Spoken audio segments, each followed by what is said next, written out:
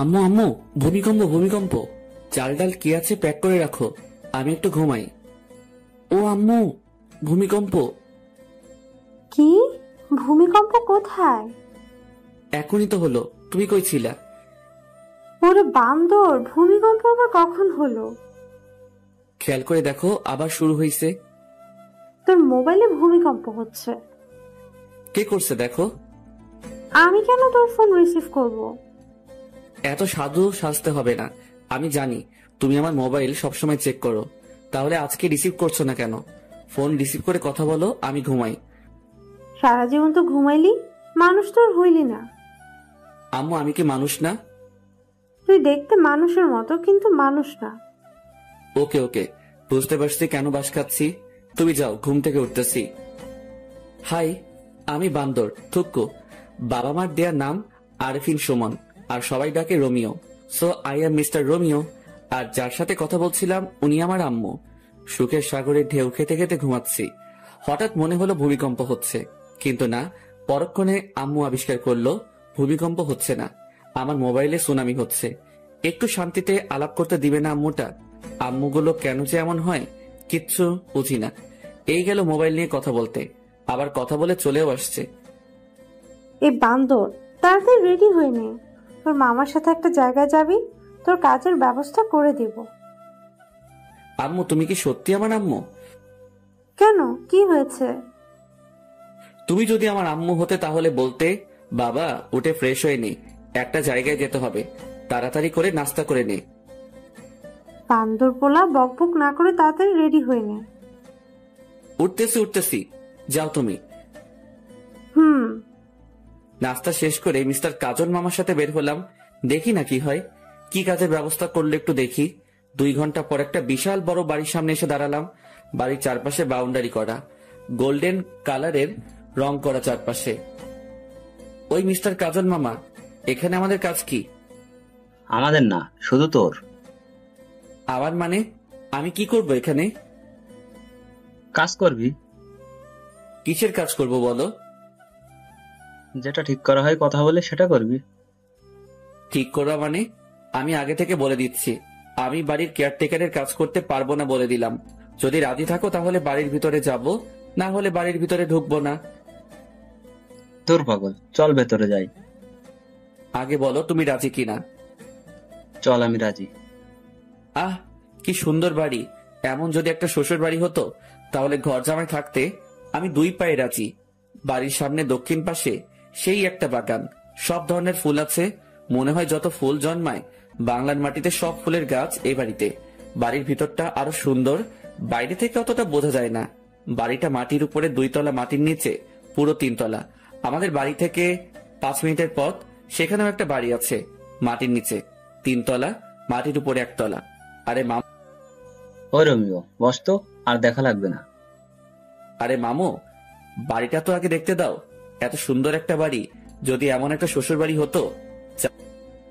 ওই চুপ কর, শ্বশুর বাড়ির চিন্তা করিস না, তাহলে চাকরিটা হবে না। চাকরি না হলে নাই, আমার তাতে কি? আমি তো। কাজল, কেমন আছো? জি ভালো আছি, আপনার খবর কি? এই তো ভালো। সাথে কি তোমার ভাগ্নে নাকি? জি, ওর কথাই বলেছিলাম আপনাকে। তা বাবা, কেমন আছো? জি আলহামদুলিল্লাহ ভালো। আপনি কেমন আছেন? এই তো ভালো। তা কি নিয়ে মামার সাথে কথা বলছিলা? দেখেন না আঙ্কেল, আমি শুধু বলছি এমন একটা যদি শ্বশুরবাড়ি হতো আমার, তাহলে ঘর জামাই থাকতাম। আর মামা বলে শ্বশুরবাড়ি চিন্তা করলে চাকরি হবে না। বলেন তো আঙ্কেল, আমি কি ভুল বললাম? কাজল, ও তো কিছু ভুল বলে নাই। আমার কেউ বোঝে না। কাজের কথায় আসি, কি বলো? আঙ্কেল, আমার একটা কথা আছে। কি কথা? আমি বাড়ির কেয়ারটেকারের কাজ করতে পারবো না। ওই, তুই চুপ করবি? আমি তো চুপ করে আছি। রোমিও, বাবা তুমি কি কি কাজ করতে পারো? যেমন? গাড়ি চালাতে পারো? পারি। বাইক চালাতে? এটা কোনো ব্যাপার? তোমাকে একটা কাজ দিব, করতে পারবে? অবশ্যই পারবো, তবে। আর বলতে হবে না, আমি তোমাকে সে কাজ দিব না। তাহলে রাজি। তোমার কাজ হলো আমার মেয়ের বডিগার্ড হয়ে থাকা, সবসময় ওর পাশে থাকতে হবে, ওর যেন কোনো বিপদ না হয়, দেখবা। আপনি চিন্তা করবেন না, আমি সব সামলিয়ে নিতে পারবো। তাহলে বিকেলে চলে এসো, আর আসার সময় কিছু আনতে হবে না, সবকিছুর ব্যবস্থা আমি করে রাখবো। তাহলে এখন আসি আঙ্কেল, ভালো থাকবেন। বিকালে চলে আসবে কিন্তু। আসি। যাক, বাঁচা গেল। শেষ পর্যন্ত বাড়ির কেয়ারটেকার হতে হলো না, বডিগার্ড হলাম একটা মেয়ের। আমাকে বডিগার্ড হিসেবে পছন্দ না করার মতো কিছু নাই। দানবের মতো চেহারা, হ্যান্ডসাম, দেখতে সুন্দর, আর কি চাই বলেন। তবে পড়ালেখায় বাস, কিছু পারি না, তাই তো সব ছেড়ে দিয়ে বসে আছি। যাই হোক, মামার কারণে একটা কাজের ব্যবস্থা হলো। রমিও শুন, কাজটা ঠিক মতো করিস। আরে মামা, চিন্তা করো না, मैं हूं না। হিন্দি মারিস না, যেটা বলবে সেটা করবি। করব, কিন্তু উনিকে। অনেক বড় ব্যবসায়ী, উনি বেশিরভাগ সময় দেশের বাইরে থাকে, বলতে পারিস সব ব্যবসা দেশের বাইরে। তো এখানে কে কে থাকে? ওনার একমাত্র মেয়ে, ওনার বউ, ওনার ভাই, ভাইয়ের বউ, ছেলে মেয়েরা থাকে। ও, চলো বাড়িতে যাই। বিকেলে কি তুমি আসবে আমার সাথে? না। ওকে, চলো এবার। দুপুরে খেয়ে দিলাম ঘুম। 5টায় আমুর ডাকে ঘুম ভাঙলো। তারপর ফ্রেশ হয়ে 2 ঘন্টা পর আমার কর্মস্থলে পৌঁছালাম। বাড়িতে এসে কলিং বেল বাজাতে দরজা খুলে দিল একটা মহিলা। আসসালামু আলাইকুম আন্টি। ওয়ালাইকুম আসসালাম। তুমি মনে হয় রোমিও। জি আন্টি, আমি রোমিও। এসো বাবা, ভিতরে এসো। তুমি বসো, আমি নাস্তা নিয়ে আসি। আন্টি, নাস্তা লাগবে না। কেন বাবা? এটা তোমার নিজের বাড়ি মনে করে থাকবা। পারবো না। আমার মুখে মুখে কথা বলবা না। আমি তোমার মায়ের মতো, আমি যেটা বলবো সেটা করবা। ঠিক আছে। তুমি বসো, আমি আসছি। এ মা, কলিং বেলটা বাজতেছে। এতক্ষণ বাজলে কি অসুবিধা হতো? আন্টি দরজা খুলতো, এখন আমাকে খুলতে হবে। ধুর। দরজা খুলে দেখে একটা ছেলে দাঁড়িয়ে আছে সামনে। ছেলের চোখে তো কাজল থাকার কথা না। এ মা, কানে দেখছি 2টা পিরামিড বসানো। ও মা, ঠোঁট আবার গোলাপি লিপস্টিক, হাতে মেহেদি, মাথায় কিছু ঢুকছে না। এটা কি মেয়ে নাকি ছেলে সেটাই বুঝতে পারছি না। তাই উপর থেকে নিচে একবার চোখ বুলিয়ে নিয়ে শিওর হলাম এটা একটা শার্ট প্যান্ট পরা রমণী। কাকে চাই? বুঝো ঠেলা, একটা লাগিয়ে দিল ঠাস করে। আজব রমণী। দরজা বন্ধ করে পিছনে ঘুরে দেখি আন্টি হাসছেন। আমিও পড়ে গেলাম লজ্জায়। এখনো যার বডিগার্ড হিসেবে আমাকে নিয়োগ দেওয়া হলো তাকে দেখলাম না, অথচ একটা ঠাস করে খেয়ে ফেলছি। আন্টি, আপনি হাসছেন? আমি এখনো তাহারে দেখতে পেলাম না, যাহার জন্য বডিগার্ডের চাকরি পেলাম। এখন যার হাতে একটা খেয়েছো উনি সে। প্রথম দিনে একটা খেয়ে নিলাম, না জানি পরে কি হবে। ওকে কিন্তু তোমার সামলাতে হবে, পারবে তো? এই রোমিও পারে না এমন কোনো কাজ নাই আন্টি। চলো তোমার রুমটা দেখিয়ে দে। চলেন। আন্টি, একটা কথা বলবো।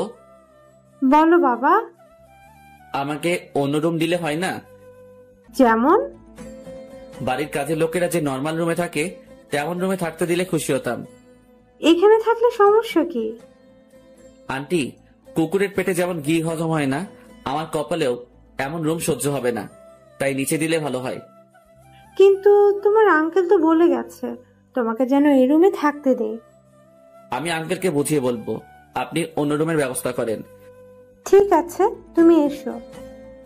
গরিবের ছেলে হয়ে এত বড় বাড়িতে কাজ করছি, সেটা অনেক বড় কিছু আমার কাছে। যেই রুমে আমাকে থাকতে দিতে বলছে আঙ্কেল, সেই রুমে আমাদের পুরো পরিবার থাকতে পারবে। এত কিছু সহ্য হবে না। বেশি আরামে থাকতে গেলে পরে সবকিছু হারাম হয়ে যাবে। কথায় কথায় আন্টির থেকে নামটাও জেনে নিলাম। সালমা আক্তার জুলি। আমাকে যার জন্য নিয়োগ করা হয়েছে তার নাম সালমা আক্তার জুলি। অনেক রাগী বদমেজাজি একটা মেয়ে। আন্টি, একটা কথা বলবো। বলো, তবে পরবর্তীতে অনুমতি চাইবে না। আচ্ছা, ওনাকে উপরে দিলেন কেন? নিচে এত সুন্দর রুম থাকতে। ওর জন্য সব জায়গায় একটা করে রুম আছে, যেখানে ইচ্ছে সেখানে থাকে সে। ও। ঘোরাঘুরি করে বাড়িটা দেখতে দেখতে 10টা বেজে গেল। রুমে এসে বিছানায় শরীরটা এলিয়ে দিতেই ঘুম চলে আসলো। সেটা আর বেশিক্ষণ টিকলো না। আন্টি এসে খেতে ডাকলো। খাওয়ার কোনো ইচ্ছা ছিল না। আন্টির জোরাজোরিতে টেবিলে বসতে হলো। সবগুলো অপরিচিত মুখ আমার দিকে তাকিয়ে আছে। আন্টি সবার সাথে পরিচয় করিয়ে দিল। প্রায় 10 মিনিট হলো বসে আছি, এখনো কেউ খাওয়া শুরু করে নাই। সবাই ম্যাডামের জন্য অপেক্ষা করছে, তার আসার নাম নেই। আর এইদিকে এই কানন মেয়েটি আমার দিকে তাকিয়ে আছে, অস্বস্তি লাগছে। এই মাইয়া কি কোনোদিন ছেলে দেখে নাই? হা করে তাকিয়ে আছে। না, আর না, কিছু একটা করতে হবে। এই যে হা করে আছেন কেন? মশা ঢুকবে। হা হা হা, রোমিও ভাই ঠিকই বলেছেন। রোমিও ভাই বলবেন না, ভাইটা বাদ দেন। আচ্ছা ঠিক আছে। আমাকে পছানো হচ্ছে তাই না? এখানে পচানোর কি আছে? যেটা সত্যি সেটা বললাম। কি সত্যি বলছেন?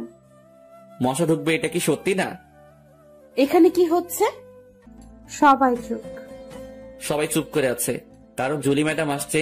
কাকে কি বলবে তার কোনো ঠিক নাই, তাই সবাই চুপচাপ বসে আছে। আর ওই মাইয়াটা আমার দিকে তাকিয়ে আছে। মা, এই ছেলেটা এখানে কেন? ও রোমিও, আজ থেকে এখানে থাকবে। তোর জন্য তো নিয়োগ করা হয়েছে। আমার জন্য মানে? ও কি আমার বডিগার্ড নাকি? হ্যাঁ।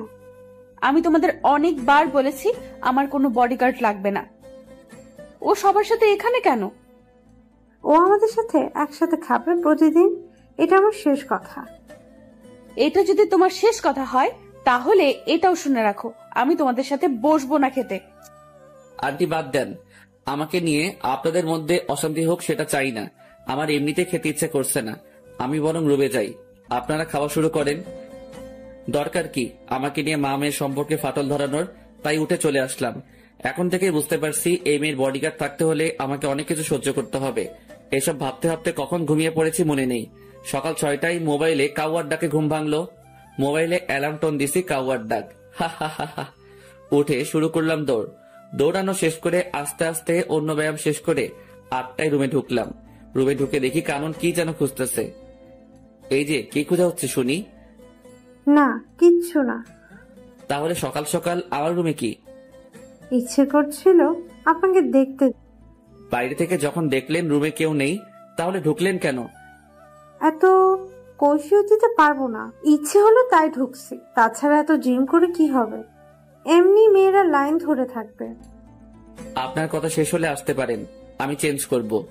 একটু পরে আবার ডিউটি শুরু হবে। চেঞ্জ করেন, কে বারণ করছে? আপনার সামনে করব নাকি? করলে ক্ষতি কি? বের হতে বলছি, বের হন। না, আমার সামনে চেঞ্জ করতেই হবে। কি বেয়াদব মেয়েরে মাইরি। কি হলো? চেঞ্জ করেন। আন্টি, কাউকে ডাকতে হবে না, যাচ্ছি আমি, পরে আবার আসবো। এই বলে দৌড়ে চলে গেল। দেখলেন তো পাঠকগণ, কি লুইচ্ছা বেয়াদব ফাজিল মাইয়া। ফ্রেশ হয়ে নাস্তা করে দাঁড়িয়ে আছি জুলি ম্যাডামকে নিয়ে। ভার্সিটিতে যেতে হবে, অনার্স প্রথম বর্ষে পড়ছে। ওনার সামনে আমি হাঁটছি, বাইরে গাড়ি রেডি করা আছে। গিয়ে দরজা খুলে দিলাম, ভিতরে ঢুকে বসে পড়লো। আমি আল্লাহর নাম নিয়ে গাড়ি চালানো শুরু করলাম। 35 মিনিট পর গাড়ি নিয়ে ভার্সিটির গেটে পৌঁছালাম। ম্যাডাম, গাড়ি কি ভিতরে নিয়ে যাব? তুই জানিস না। ম্যাডাম, আমাকে তো কিছু বলা হয়নি তাই। চুপ, তুই আমাকে কোনো প্রশ্ন করবি না, শুধুমাত্র উত্তর দিবি, না হলে তোরে বিদায় করে দেব। শালার অহংকার, এত অহংকার কি করে জন্ম নিল? সামান্য একটা কথা তো জানতে চাইছি, আর কিছু তো আর না, তার জন্য এমন করতে হবে নাকি? গাড়িটা ভিতরে ঢুকিয়ে একটা ছায়াময় গাছের নিচে রাখলাম। ম্যাডাম নেমে কয়েকটা মেয়ের সাথে ক্লাসে চলে গেল। আমি এখনো ভিতরে বসে আছি, একবারও নামতে হয়নি। কালকে পর্যন্ত ম্যাডামের অন্য একটা বডিগার্ড ছিল, আজ থেকে আমি হলাম। ও কেন চলে গেল জানি না। বসে বসে এসব ভাবছি, তখনই দেখলাম ম্যাডামের সাথে মেয়েগুলো সহ ম্যাডাম আসছে। একটু সামনে আসতে কয়েকটা ছেলে গিয়ে পথ আগলে দাঁড়ালো। ম্যাডামকে দেখছি ভয় ভয় চোখে চারিদিকে তাকাচ্ছে। তখন মনে হলো, আরে আমাকে তো ওনার জন্য নিয়োগ দেওয়া হলো। তাড়াতাড়ি করে হাতে হকি স্টিকটা নিয়ে গাড়ি থেকে নেমে দিলাম দৌড়। আমাকে দেখা মাত্র ম্যাডাম ভয়ের তো চেহারা চেঞ্জ হয়ে গেল, আর ছেলেগুলো তো ভার্সিটির গেটের দিকে দৌড় দিছে। ম্যাডাম, আপনি ঠিক আছেন তো? তোরে কি গাড়িতে বসে থাকার জন্য আমার বডিগার্ড করা হয়েছে? Sorry madam. ম্যাডাম ওনার বান্ধবীদের সাথে হাঁটছে। আমি এসে গাড়ির উপরে বসলাম আর ম্যাডামের দিকে লক্ষ্য রাখছি। মেয়েদের থেকে দূরে থাকতে বেশি ভালো লাগে। এখন তো পুরো একটা মেয়ের বডিগার্ড হয়ে গেলাম। তার সাথে সাথে হেঁটে তাকে গার্ড দেওয়ার থেকে এখান থেকে বসে দিচ্ছি। যত মেয়ে ঢুকছে গেট দিয়ে সবাই আমার দিকে তাকিয়ে আছে। আর কয়েকটা মেয়ে যে গাছটার নিচে গাড়ি দাঁড় করানো তার থেকে একটু দূরে বসে কি যেন বলছে আর তাকিয়ে আছে। এই মায়াগুলো কি কখনো ছেলে দেখে নাই? এমন ভাবে তাকিয়ে আছে মনে হচ্ছে কোনো এলিয়েন বসে আছি তাহাদের সামনে। ম্যাডামের অবস্থান দেখে নিলাম একবার। আমার দিকে সিংহের মতো, থুক্কু সিংহীর মতো তাকিয়ে আছে। বুঝতে পারছি আজকে আমার খবর আছে। বাম পাশে তাকাতে দেখি 4টা চোখ আমার দিকে তাকিয়ে তাকিয়ে সামনে যাচ্ছে। মানে চশমা পরা একটা মেয়ে যাচ্ছে আমার দিকে তাকিয়ে থাকতে থাকতে। ট্যালেন্ট আছে মাইরি, কি সুন্দর করে তাকিয়ে আছে। হাঁটতে হাঁটতে গিয়ে গাছের সাথে ধাক্কা খেলো। সবাই হেসে উঠলো যারা এটা লক্ষ্য করছে। আমার হাসা বারণ, তাই ইচ্ছা থাকা সত্ত্বেও হাসতে পারলাম না। বেচারির জন্য কষ্ট হচ্ছে। সবার সামনে পড়ে গেল, তাও আমাকে দেখতে দেখতে। প্রথম দিন শেষ হলো আরো নানা ধরনের কাহিনীর মাধ্যমে। বাড়িতে এসে ফ্রেশ হয়ে খেয়ে দিলাম একটা ঘুম। 6টায় উঠলাম ঘুম থেকে। আন্টি ডাক দিল ওনাদের সাথে আড্ডা দিতে। কেমন কাটলো প্রথম দিন? আর বলবেন না আন্টি, একটু হাসতে পারি নাই। কেন হাসতে পারেন নাই? বডিগার্ড তো তাই। কাহিনী কি সেটা বলেন। পুরো কাহিনীটা বললাম। সবাই হাসতে হাসতে শেষ। আন্টি আঙ্কেল কোথায়? উনি তো বিকালের ফ্লাইটে চলে গেছে। কেন? আন্টি আমাকে যদি কাজগুলো ভালোভাবে বুঝিয়ে দিতেন তাহলে ভালো হতো। কিছু বলে দিতে হবে না, তুমি সব সময় ওর পাশাপাশি থাকবে। ও যেখানে যাবে সেখানে যাবে। ও বারণ করার পরও তোমাকে তোমার দায়িত্ব পালন করতে হবে। আমার দায়িত্ব আমি যথাযথভাবে পালন করব। আমার মেয়েটার যেন কোনো ক্ষতি না হয়, তবে নিজের দিকেও খেয়াল রেখো। দোয়া করবেন আন্টি। কিছুক্ষণ আড্ডা দিয়ে বাইরে বের হলাম। নতুন এলাকা একটু রাতে ঘুরে দেখতে প্রায় 10টা বাজলো। বাড়িতে এসে কলিং বেল বাজানোর সাথে সাথে দরজা খুলে দিল কানন। কি মশাই, কোথায় ছিলেন? আপনাকে বলবো কেন?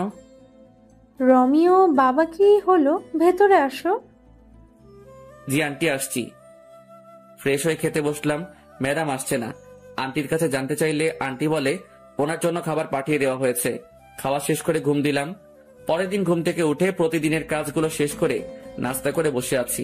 ম্যাডাম আসলে ভার্সিটির দিকে রওনা দিব। এই তো ম্যাডাম আসছে। গাড়ির দরজা খুলে দিলাম।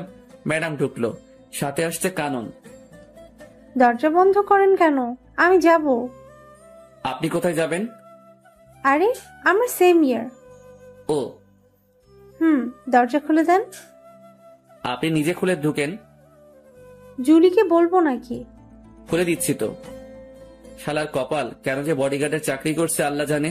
কখন যে ভার্সিটিতে এসে পড়ছি মনে করতে পারছি না। ম্যাডাম আর কানন নেমে চলে গেল। আজকেও দেখছি ছেলেগুলো পথ আগলে দাঁড়ালো। আজ এদের খবর আছে। স্টিকটা হাতে নিয়ে এগিয়ে গেলাম আর সব কয়টাকে ইচ্ছে মতো পিটালাম। তারপর একটা গাড়ি এসে ওদেরকে নিয়ে গেল। ম্যাডাম আর কানন আর কালকের মেয়েগুলো সবাই ক্লাসে চলে যায় আর আমি প্রিন্সিপালের রুমের দিকে পা বাড়ালাম। 30 মিনিট কথা বলার পর স্যার রাজি হলো। কথা বলছিলাম ম্যাডামের জন্য। ওনার বডিগার্ড হলাম মাত্র 2 দিন হলো। এর মধ্যে 2বার বিপদের মুখে পড়লো, তাই আর কোনো রিস্ক নিতে চাইলাম না। স্যারের সাথে কথা বলে অন্য সব স্যার ম্যাডামের সাথে আলোচনা করে সিদ্ধান্ত হলো যে ম্যাডামের সাথে ক্লাসে আমিও থাকবো। পরদিন ম্যাডাম আর কানন ক্লাসে যাওয়ার পর আমি গাড়িটা একটা গাছের নিচে রেখে ক্লাসরুমে প্রবেশ করলাম। সবাই তাকিয়ে আছে। আমার জন্য একটা চেয়ার রাখা আছে, ওটাতে গিয়ে বসলাম। সবাই পিছনে তাকিয়ে আছে। নিজেকে একটা এলিয়েন মনে হচ্ছে। ম্যাডাম রাগী দৃষ্টিতে তাকিয়ে আছে। স্যারকে আসতে দেখে একটু শান্তি পেলাম। পিছনে তাকিয়ে আছো কেন সবাই? ও জুলি আর কাননের বডিগার্ড, কোনো এলিয়ান না। আহ, স্যার আমার মুখের কথাটি বলে দিল। সবাই ক্লাস করছে, আমি সবাইকে তাকিয়ে তাকিয়ে দেখছি। দেখি কানন আমার দিকে বারবার তাকাচ্ছে। স্যার কি বলল? দুজনের বডিগার্ড নিয়োগ করা হয়েছে নাকি আমাকে? আজকে গিয়ে আন্টির কাছে জানতে চাইবো কার বডিগার্ড আমি। কাননের থেকে 2 জন পরে দেখি ফুলটসি। না, এটা তো ফুলটসি না, 4 চোখ। এমা, কালকের ওই মেয়েটি যে গাছের সাথে ধাক্কা খেয়ে পড়ে গেল, তাকিয়ে আছে দেখো। চোখ দুটো যেন সরছেই না। শালার কপাল, এভাবে যদি প্রতিদিন চলতে থাকে তাহলে আমারে কোন দিন কোন মাইয়া নিয়ে পালিয়ে যাবে তার কোনো ঠিক নাই। আজ থেকে কারো দিকে তাকাবো না। প্রথম ঘন্টা শেষ হতেই কানন লাফিয়ে লাফিয়ে আমার কাছে আসলো, সাথে আরো 4-5টা। এদের কারণে ম্যাডামকে দেখতে পারছি না। আপনি না খুব ভালো একটা কাজ করছেন, রুমে এসে পাহারা দিচ্ছেন। আমাকে যে দায়িত্ব দেওয়া হয়েছে সেটা তো পালন করতেই হবে। আমার জন্য একটা সুবিধা হলো সবসময় আপনাকে দেখতে পারবো। স্যার, ওর নাম ধরে ডাক দেওয়াতে বুঝতে পারলাম ওর নাম মীরা। ওই, এটা আমার জিনিস, নজর দিবি না। হচ্ছেটা কি? ও আমার। এই দাঁড়া সবাই, কি তোদের তোদের করছিস? ও আমার। এই, ও কারো না, ও শুধু আমার। বুঝো ঠেলা, কোন জঙ্গলে যাব? এই মাইয়াগুলো কি শুরু করছে আমাকে নিয়ে? আরে আমি মানুষ একজন, তোরা যদি একসাথে সবাই টানাটানি করিস, আমি তাহলে কোথায় যাব? এই কি ভাবছো? তুমি শুধু আমার। আপনাদের এসব বাদ দিবেন। আমি এখানে এসেছি ম্যাডামকে পাহারা দিতে, আপনাদের সাথে প্রেম করতে না। দূরে গিয়ে মরেন। আর মিস কানন, আপনার নামে বাড়িতে বিচার দিব। ম্যাডাম আসাতেই সবাই যার যার সিটে চলে গেল। ম্যাডাম তো দেখি ছাত্রীদের থেকেও খারাপ। আসার পর থেকে তাকিয়ে আছে। যতবার না বইয়ের দিকে তাকাচ্ছে, তার থেকে বেশি আমার দিকে তাকিয়ে আছে। মাওলা, তুমি কোথায়? আমারে উঠাই নাও। আর কারো ক্রাশ হতে চাই না। ক্লাস শেষে বাড়িতে এসে ফ্রেশ হয়ে খেতে গেলাম, দেখে আন্টি বসে আছে। আন্টি, এখনো খাওয়া হয়নি আপনার? তোমার জন্য বসে আছি বাবা। আমার জন্য কেন বসে আছেন? আমি তো এই বাড়ির একজন কর্মচারী। তুমি এই বাড়ির কর্মচারী না, একজন সদস্য। নিজেকে কর্মচারী মনে করবে না। বাদ দেন এসব। এটা বলুন, আমাকে কার বডিগার্ড রাখা হয়েছে? দুজনের। দুজনের মানে? জুলি, কানন, দুজনের জন্যই রাখা হয়েছে। ও আচ্ছা। এক সপ্তাহ অনেক কষ্টে কাটালাম। ক্লাসে বসে গার্ড দেওয়া মনে হয় আর সম্ভব না। মায়াগুলোর জ্বালায় জীবনটা পুরো বাস হইয়া গেল। তাই কয়েকটা ছেলেকে ক্লাসের ভিতরে কি হচ্ছে জানার জন্য ঠিক করলাম। ওরা ক্লাসে ম্যাডামের কোনো বিপদ হলে আমাকে তা জানিয়ে দিবে। এভাবে চলছে আমার কাজ। আর কানন মেয়েটা প্রতিদিন বিরক্ত করে আমাকে। 1 মাস পর সন্ধ্যায় রুম থেকে বের হওয়ার সাথে সাথে আন্টি এসে সামনে দাঁড়ালো। আন্টিকে কেমন যেন দেখাচ্ছে। আন্টি, কি হয়েছে? বাবা, তুমি ব্যাগটা গুছিয়ে নাও। কেন ব্যাগ গোছাবো বলেন আন্টি? আজকে রাতে কানন আর জুলি ওদের বন্ধুদের সাথে কোথায় যেন বেড়াতে যাবে। কয়েকটা দিন ওখানে থাকবে, তাই তোমাকে ওদের সাথে যেতে হবে। অনেকবার বারণ করছি, কেউ শুনতে চায় না। ওরা যাবেই যাবে। জানি না কোথায় কি বিপদ লুকিয়ে আছে, তাই তোমাকে ওদের সাথে যেতে হবে। আমি আছি তো আন্টি, আপনি টেনশন করবেন না। আমি ওনাদেরকে দেখে রাখবো। তাহলে তুমি রেডি হয়ে নাও। অনেকদিন হলো কোথাও যাই না, একটু ঘুরে আসাও যাবে। ম্যাডাম আর কানুনকে নিয়ে রওনা দিলাম। বাড়ির বাইরে বাস এসে দাঁড়িয়ে আছে। আমাকে দেখা মাত্র মাইয়াগুলো রোমিও যাবে আমাদের সাথে বলে চিৎকার দিয়ে উঠলো। বাসে 3টা ছেলে আছে আর সবগুলো মেয়ে। ছেলেগুলোর সাথে গিয়ে বসলাম। কিছুক্ষণ গল্প করে ঘুমিয়ে পড়লাম। পুরো বাসে সবাই ঘুমাচ্ছে। সকালে চোখ করে দেখি অপরূপ এক দৃশ্য। অসাধারণ একটা জায়গায় এসে পড়ছি। সকালে সূর্যের আলো মুখে এসে পড়ছে। এখনো কেউ উঠে নাই, সবাই ঘুমাচ্ছে। অসাধারণ দৃশ্যটা দেখে আর বাসে বসে থাকতে পারলাম না, তাই দরজা খুলে নিচে নেমে পড়লাম। জায়গাটা অনেক সুন্দর। চারপাশটা ঘুরে ঘুরে দেখলাম। ঘুরতে ঘুরতে যখন লেকের পাড়ে এসে বসেছি, তখনই মনে পড়লো এটা তো মহামায়া লেক। আমাদের বাড়ি থেকে 1 ঘন্টা লাগে গাড়ি নিয়ে আসতে। একটা বোট ভাড়া করে ঝর্ণা দেখতে গেলাম লেকের পূর্ব পাড়ে। প্রায় 3 ঘন্টা বোর্ডে করে ঝর্ণায় পৌঁছালাম। তার সিঁড়ি বেয়ে উপরে উঠলাম। তারপর সেখান থেকে লাফ দিলাম লেকের পানিতে। কিছুক্ষণ সাঁতার কেটে আবার বোর্ডে উঠলাম। 11:30-এ আগের জায়গায় দাঁড়ালো। আমি নেমে ওর ভাড়া দিয়ে বাসের দিকে রওনা দিলাম। সবাই বাইরে বসে আছে বাসের সামনে। ছেলে 3টা বাসের উপরে। আমি আস্তে আস্তে এগোচ্ছি আর ম্যাডাম আমাকে দেখে রাগী চোখে তাকিয়ে আছে। আর সবাই এসে আমাকে ঘিরে ধরলো। এই, তুই কোথায় গেছিলি? এখন কয়টা বাজে খবর আছে? ম্যাডাম, এটা আমার এলাকার মধ্যেই পড়ে। আমি এখানে আগে আরো এসেছি, তাই একটু ঘুরতে গিয়েছিলাম। কোথায় গিয়েছিলি যে ভিজে আসছিস? ঝর্ণায় গিয়েছি, লেগে সাঁতার কাটছি। ঝর্ণাও আছে এখানে? অসাধারণ একটা জায়গা ম্যাডাম এটা। সারাদিন অনেক ঘোরাঘুরি করলাম। সবাই অনেক আনন্দ করলো। আমার খবর করে ছাড়লো মাইয়াগুলো। একটা এদিকে টানে আর একটা ওইদিকে টানে। শুধু সেলফি আর সেলফি। এ বলে সেলফি তুলবো, ও বলে সেলফি তুলবো। আমার জীবনটা শেষ করে দিবে এই মাইয়াগুলো। দুপুরে আমার পরিচিত একটা হোটেল থেকে খাবার এনে দুপুরে খেলাম সবাই মিলে। একটা জিনিস খারাপ লাগলো, সবাই অসাধারণ কাপড় পরে এসেছে আর ম্যাডাম জিন্স আর শার্ট পরে এসেছে, তাই খারাপ লাগলো। সন্ধ্যায় সবাই তাঁবু কাটানোর জন্য আলোচনা করছে। ম্যাডাম, এখানে রাতে থাকা যাবে না, ফিরে যেতে হবে। কেন, কি হয়েছে? এই জায়গাটা দিনে যতটা সুন্দর, রাতে ততটা ভয়ঙ্কর। আমরা এত মানুষ, কোনো কিছু হবে না। আপনাদের যদি থাকতে মন চায় তাহলে আপনারা থাকতে পারেন, আমি থাকবো না। তুই এখানে থাকবি, কোথাও যেতে পারবি না। এখানে থাকা সম্ভব না, আমি থাকবো না, ব্যাস। কোথায় যাবি? আমি আমার বাড়িতে চলে যাব। তুই আমার বডিগার্ড, আমি যা বলবো তাই করবি। আমি এক্ষুনি আন্টির সাথে কথা বলবো। আন্টি যা বলবে তা করব। Hello aunty. কি হয়েছে বাবা? আন্টি, এখানে থাকার কোনো জায়গা নেই। ম্যাডাম বলছে এখানে তাঁবু খাটাতে, কিন্তু জায়গাটা খুব খারাপ। সন্ধ্যার পর একটা মানুষের চিহ্ন থাকে না। এখন কি করব? আমি পারবো না এখানে থাকতে। তুমি কি জায়গাটা চিনো? হুম, আমাদের এখানে জায়গাটা। তুমি মোবাইল দাও জুলিকে। হুম, মাথা খারাপ নাকি? জীবনেও তো থাকবো না এখানে রাতে। এই জায়গায় যে থেকেছে রাতে সেই মরেছে। আমি বাবা এসবের মধ্যে নাই। এখনো বিয়ে করি নাই। বিয়ের আগে আমি পরলোক গমন করতে চাই না। কত স্বপ্ন ছিল, একটা বিয়ে করব, একটা ফুটবল টিমের বাবা হব। হে খোদা, আমি উপরে যেতে চাই না। আমি বাড়ি যাব। ওই কি বিড়বিড় করছিস? আমি মরতে চাই না। আমারই নিও না খোদা। ওই উল্টাপাল্টা কি বলিস? না ম্যাডাম, কিছু না। কথা বল। হ্যালো যমরাজ। রোমিও, কি হয়েছে বাবা? আমি তোমার আন্টি বলতেছি।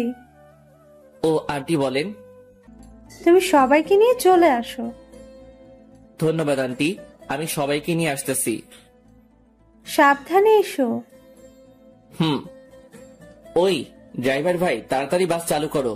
নিজে বাসলে আম্মুর নাম থুক্কু, বাপের নাম। অবশেষে বাড়িতে এসে ঢুকলাম। সবাই বসে আছে। আন্টি প্রশ্নের উপর প্রশ্ন করছে। প্রশ্নের ভিতরে প্রশ্ন, প্রশ্নের বাইরে প্রশ্ন করেই যাচ্ছে। আন্টি কোনো প্রশ্নের উত্তর দিতে পারবো না, ঘুমাবো। সেই একটা ঘুম দিলাম। সকালে উঠে প্রতিদিনের কাজ শেষ করে বাড়িতে আসার সাথে সাথে আন্টি আবার শুরু করলো। রোমিও বাবা, ওখানে কি হয়েছে? কিছু হয়নি আন্টি। তাহলে ফিরে আসলে কেন? আন্টি, জায়গাটা ভয়ঙ্কর। রাতে যে সেখানে থাকতে চাইছে, পরদিন তাকে আর পাওয়া যায়নি। দিনে জায়গাটা যতটা সুন্দর, রাতে ততটা ভয়ঙ্কর। এত জলদি ভয়ঙ্কর হয়? তাহলে তুমি যে পানিতে সাঁতার কাটলে কেন? আবার কোথায় ঝর্ণা ছিল সেখানেও গিয়েছো? আমার অবস্থা খারাপ হয়ে গিয়েছিল পানিতে নামার পর। কেন? ওই লেকের পানিতে যারা সাঁতার কাটতে নামছে তাদের অনেককে আর পাওয়া যায়নি। পানির নিচে তলিয়ে গেছে। কয়েকদিন পর পর লাশগুলো ভেসে উঠত, কিন্তু মানুষগুলোকে ডুবুরিরাও খুঁজে পায়নি। তাহলে তুই নামতে গেলি কেন ওই লেকের পানিতে? লোভ সামলাতে পারি নাই সাঁতার কাটার, তাই নেমে পড়েছিলাম। ও ছিল বলে আজকে তোরা সবাই বেঁচে গেলি, না হলে তো আর খুঁজেই পেতাম না তোদের। ম্যাডাম, গাড়ি বের করবো? ভার্সিটিতে যাবেন? না, আজকে কোথাও যাবে না কেউ। ঠিক আছে আন্টি। 2 দিন পর সকালে ব্যায়াম করে রুমে ঢুকে দেখি কানন বসে আছে। এই মাইয়া এখানে কেন? কি চাই আপনার? তোমাকে চাই রোমিও। আমি আমার কারো হতে পারবো না। তোমাকেই যে আমার হতে হবে। মাথা খারাপ করবেন না, জানতো। রিলেশন শুরু হওয়ার আগে জান বলে ডাকছো?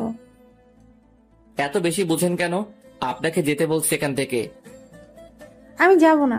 কি করবা? বাইরে যাবেন নাকি আপনার আম্মুকে ডাকবো? ডাকো। আপনার আম্মুকে কি বলে ডাকবো বলেন তো? আমি তো জানি না।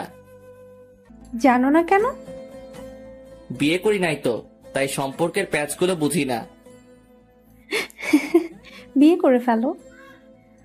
বিয়ের কথা পরে আসবে, আগে বলেন আপনার আম্মুকে কি বলে ডাকবো? শাশুড়ি মা বলে ডাকবে। তাহলে ডাকি। হুম। শাশুড়ি মা। আরে আরে, কি করো? আন্টি বলে ডাকবা। এবার বাইরে যান, আমি ফ্রেশ হব। ভার্সিটি যাবেন না? যাবো তো। তাহলে গিয়ে রেডি হয়ে নিন, আমিও রেডি হয়ে নেই। আমি এখানে থাকবো। আরে, আপনি যাবেন নাকি আন্টিকে ডাকবো? ডাকো, দেখি পারো কিনা। আন্টি। কেউ সাড়া দেয় নাই তো। না। দিবেও না। কেন? সবাই তো উপরে। কি হয়েছে রোমিও? আন্টি ওনাকে নিয়ে যান, আমাকে রেডি হতে দিচ্ছে না। সব সময় এমন করে, ওনার নির্যাতন সহ্য করতে পারছি না। ওই কানন, বের হও বলছি। দেখে নিব তোমারে। আন্টি, উনি যদি আবার কোনো ফাইজলামি করে তাহলে কিন্তু আমি ওনার বডিগার্ড থাকতে পারবো না। ও যদি আবার এমন করে তাহলে ওর পড়ালেখা বন্ধ করে দিব। আন্টি এত কিছু করতে হবে না, আমি দেখব। হুম। নাস্তা শেষ করে গাড়ির দরজা খুলে দিয়ে বসে আছি। ম্যাডাম আর কানন আসলে ভার্সিটির পথে রওনা দিব। প্রায় 10 মিনিট পর আসলো দুজনে। ম্যাডাম পিছনে উঠে বসে পড়ল, আর কানন ফৈন্নিটা আমার সাথে সামনে বসছে। আপনি এখানে কেন? পিছনে যান। যাব না, কি করবা? কি করব মানে? আমার ম্যাডাম বসছে পিছনে, আর আপনার সাহস কি করে হয় আমার সাথে বসার? ওই চুপচাপ গাড়ি চালাও, বেশি কথা বলবা না। আজ থেকে আমি এইখানে বসবো। তাহলে আমি গাড়ি চালাবো না, ড্রাইভার গাড়ি চালাবে, আর আমি আপনি যে সিটে বসছেন ওইটাতে বসবো। তোমার ভাব বেশি, তাই না? এত সুন্দরী একটা মেয়ে পাশে বসলে ছেলেরা হিরো হয়ে যায়, আর তুমি ভাব দেখাচ্ছ। আপনি সুন্দর? কে বলছে? আপনাকে মনে হয় কোনো অন্ধ ব্যক্তি সুন্দর বলছে। এই বান্দর পোলা, কথা ঠিক করে বলো। যাক বাচ্চা গেল। পিছনের সিটে গিয়ে বসছে। পিছনে তাকিয়ে দেখি ম্যাডাম হাসতে হাসতে সিটে শুয়ে পড়ছে। আমি গাড়িটা স্টার্ট করলাম। জানি কানন আমাকে ভালোবাসতে শুরু করছে। যে সম্পর্কের ভবিষ্যৎ নেই, সেই সম্পর্কের কোনো মূল্য নেই আমার কাছে। তাই বাদ সবকিছু। ক্লাসরুমে গিয়ে বসছি আমার সিটে, যেটা আমার জন্য রাখা হয়েছে। ঠিক তখনই গুলু চার চোখটা এসে শুরু করলো। এই, তুমি অন্য মেয়েদের দিকে তাকাও কেন? শুধু আমার দিকে তাকিয়ে থাকবে। জানো, তোমাকে দেখার জন্য প্রতিদিন আমি অপেক্ষা করি। প্রথম যেদিন তোমাকে দেখছি সেদিন তো গাছের সাথে ধাক্কাও খেলাম। জানো, প্রথমে একটু ব্যথা লাগলো, যখন দেখলাম সবাই হাসছে, তুমি হাসছো না, তখন আমার সব ব্যথা কোথায় যেন চলে গেল। এই, হা করে আছো কেন? তারপর কি হলো? তারপর আর কিছু নাই। তুমি শুধু আমার। তোমার জন্য আমি সারা জীবন অপেক্ষা করতে পারবো রোমিও। আমিও অপেক্ষা করতে পারবো, শুধু তুই না। আমি তোমার জন্য মরতেও রাজি রোমিও। শালার কপাল, এই মাইয়াগুলো আমারে জ্বালিয়ে মারবে দেখছি। দুই একজনের নাম জানি, আর কারো নামটাও জানি না। সবাই প্রপোজ করতেছে, শুধু ম্যাডাম ছাড়া। ওই সবাই দূরে গিয়ে মর। ও আমার বডিগার্ড। বডিগার্ড মানে বুঝিস তো? ও আমার পুরো বডি সুরক্ষিত রাখবে, তাই ও শুধুই আমার। শুরু হলো আমারে নিয়ে টানাটানি। কোথায় যাব আমি? ইয়া মাবুদ, এই মাইয়াগুলোর বিয়ে হয় না কেন? কানা বোবা যে কারোর সাথে ওদের বিয়ে দিয়ে দাও, তবুও আমার মুক্তি দাও খোদা। এই ভাই, আপনাদের ক্লাসের মাইয়াগুলো এত লুইচ্ছা কেন? সবাই একটা ছেলের পিছনে পড়ে আছে, কিছু বলতে পারছেন না আপনারা? আমি চলে যাচ্ছি, আপনারা সামলান এদেরকে। বাপরে বাপ, অসহ্য। ক্লাস থেকে বের হয়ে গাড়িতে বসলাম। এটা সেটা করে সময় কাটিয়ে দিলাম। ক্লাস শেষে বাড়িতে আসলাম। আঙ্কেল এসেছে, যাক একটু বসে কথা বলা যাবে। কেমন আছো রোমিও? জি স্যার, ভালো। স্যার বলবা না, আঙ্কেল বলবা। আমি আপনার এখানে কাজ করি, আপনি আমার স্যার। তুমি আমার ছেলের মতো, তুমি আঙ্কেল বলে ডাকবে। আচ্ছা ঠিক আছে। আপনি কেমন আছেন বলেন? এই তো আলহামদুলিল্লাহ। তোমার সময় কেমন কাটছে? প্যারাময় জীবন কাটাচ্ছি। কিছু বললা? না আঙ্কেল, কিছু বলি নাই। যাও ফ্রেশ হয়ে এসো, একসাথে খাবো। ফ্রেশ হয়ে খেতে গেলাম। সবাই বসে আছে, একটা চেয়ার খালি আছে, তাও ম্যাডামের পাশে। না, ওটাতে বসা যাবে না, এমনিতেই রেগে আছে আমাকে এখানে দেখে। আবার যদি পাশে বসি তাহলে তো খবর আছে। রোমিও দাঁড়িয়ে আছো কেন? বসো। আরে রোমিও ভাই বসো, আমরা সবাই বসে আছি তো। না, আমি এখানে ঠিক আছি। রোমিও বসবে কি করে? জুলি তো একটাই বসছে, আরেকটাতে পা দিয়ে আছে। আন্টি, আমি এখানে ঠিক আছি তো? না, কিছু ঠিক নেই, তুমি এখানে বসবে। জুলি, পা নামিয়ে বসো। আন্টি, আমি এখানে বসবো না। তাছাড়া আমি একজন কর্মচারী, আমাকে মালিকদের সাথে বসে খাওয়া মানায় না। আমি আমার রুমে খাবো। বেশি কথা বলবা না, যেটা বলছি সেটা করো। জুলির পাশে বসো। আর শোনো, তুমি এ বাড়ির কর্মচারী না, আর যেন না শুনি এমন কথা। যাক, পা নামালো। রোমিও, আমি আবার চলে যাব এখন। জুলির খেয়াল রেখো। আঙ্কেল আমি আছি তো, আমি সব সামলে নিব। তুমি আসো বলে তো এখন আমি নিশ্চিন্ত। খাওয়া শেষ করা পর্যন্ত রাক্ষসীর মতো তাকিয়েছিল, মনে হচ্ছে আমাকে একা পেলে মশলা না মাখিয়ে খেয়ে ফেলবে। ম্যাডামের তাকানো দেখে বুঝতে পারছি আমার কপালে খারাপই আছে।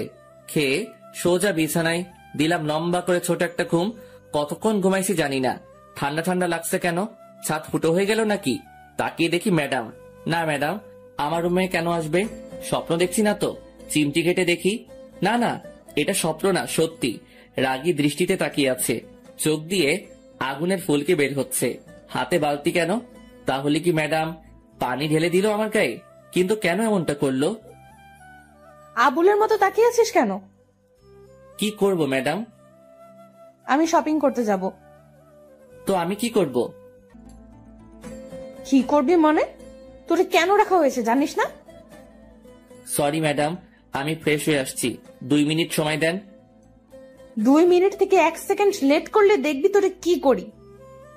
শালার কি কপাল, ঘুমানোর অপরাধেও থাপ্পড় খাচ্ছি। তাড়াতাড়ি করে ফ্রেশ হয়ে এসে রেডি হলাম। রুম থেকে বের হয়ে দেখি ম্যাডাম সোফায় বসে আছে। ম্যাডাম চলুন। 12 সেকেন্ড লেট করে এসেছিস। Sorry madam. 12 সেকেন্ড লেট করায় 12টা থাপ্পড় খেতে হলো। হয়তো দুপুরে ওনার পাশে বসে খেয়েছি বলে ভালোই শাস্তি দিচ্ছে। কোনোদিন ভুলেও আর টেবিলে বসে খাবো না। 4:30টায় বের হয়েছি আর এখন বাজে 7টা। ম্যাডামের পিছন পিছন হাঁটতেছি, একবার এ দোকানে আরেকবার ওই দোকানে ঢুকতেছে। এখনো একটা কিছুই নিল না। কেউ একজনকে দেখলাম, কে হতে পারে? এই তো আবার দেখলাম লুকিয়ে গেছে ওই দাঁড়িয়ে থাকা পুতুলের পাশে। ওকে ধরতে গিয়ে পিছনে তাকিয়ে দেখি ম্যাডামকে মারতে আসছে। পিছন থেকে ছুরি নিয়ে কোনো মতে দৌড়ে গিয়ে ম্যাডামকে হালকা ধাক্কা দিয়ে সরিয়ে নিলাম। কোপটা আমার ডান হাতে লাগলো। সে অবস্থায় ম্যাডামকে নিয়ে দৌড়াচ্ছি। শপিং মলের অনেক ভিতরে চলে গিয়েছিল, তাই গাড়ির কাছে যেতে সময় লাগছে। বাম হাতে ম্যাডামকে শক্ত করে ধরে রেখে দৌড়াচ্ছি। ম্যাডাম চিৎকার করে উঠছে। তাকিয়ে দেখি ম্যাডামকে ছুরি মেরে দিচ্ছে। টেনে সামনে নিয়ে আসলাম। ছুরিটা আমার বাম হাতে ঢুকে গেছে। সামনে মানুষের ভিড়ে যেতে একটু কষ্ট হচ্ছিল। তখন পিছন থেকে একটা কোপ খেলাম। আর একটু এগিয়ে যাওয়ার পর ম্যাডাম পড়ে গেল। টেনে তুলে দেখি দাঁড়াতে পারছে না, তাই কোলে তুলে নিয়ে দৌড় শুরু করলাম। একটু দৌড়ানোর পর আর পারছি না কোলে তুলে রাখতে, তাই পিঠে নিয়ে দিলাম দৌড়। কোনো মতে গাড়ির দরজা খুলে ম্যাডামকে ঢুকিয়ে দিলাম।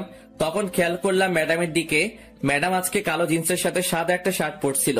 শার্টটা পুরো লাল হয়ে গেছে রক্তে। তাহলে কি আমি ম্যাডামকে রক্ষা করতে পারলাম না? গাড়ির দরজা লাগিয়ে দিয়ে গাড়ি চালাচ্ছি। গাড়িটা চালাতে খুব কষ্ট হচ্ছে, হাতে ব্যথা করছে, রক্ত ঝরে সবকিছু লাল হয়ে যাচ্ছে। অবশেষে বাড়িতে ঢুকলাম, গাড়ি দাঁড় করিয়ে দরজা খুলে দিলাম। ম্যাডাম নেমে আসতে পারছে না। কোলে নিয়ে নিলাম ম্যাডামকে।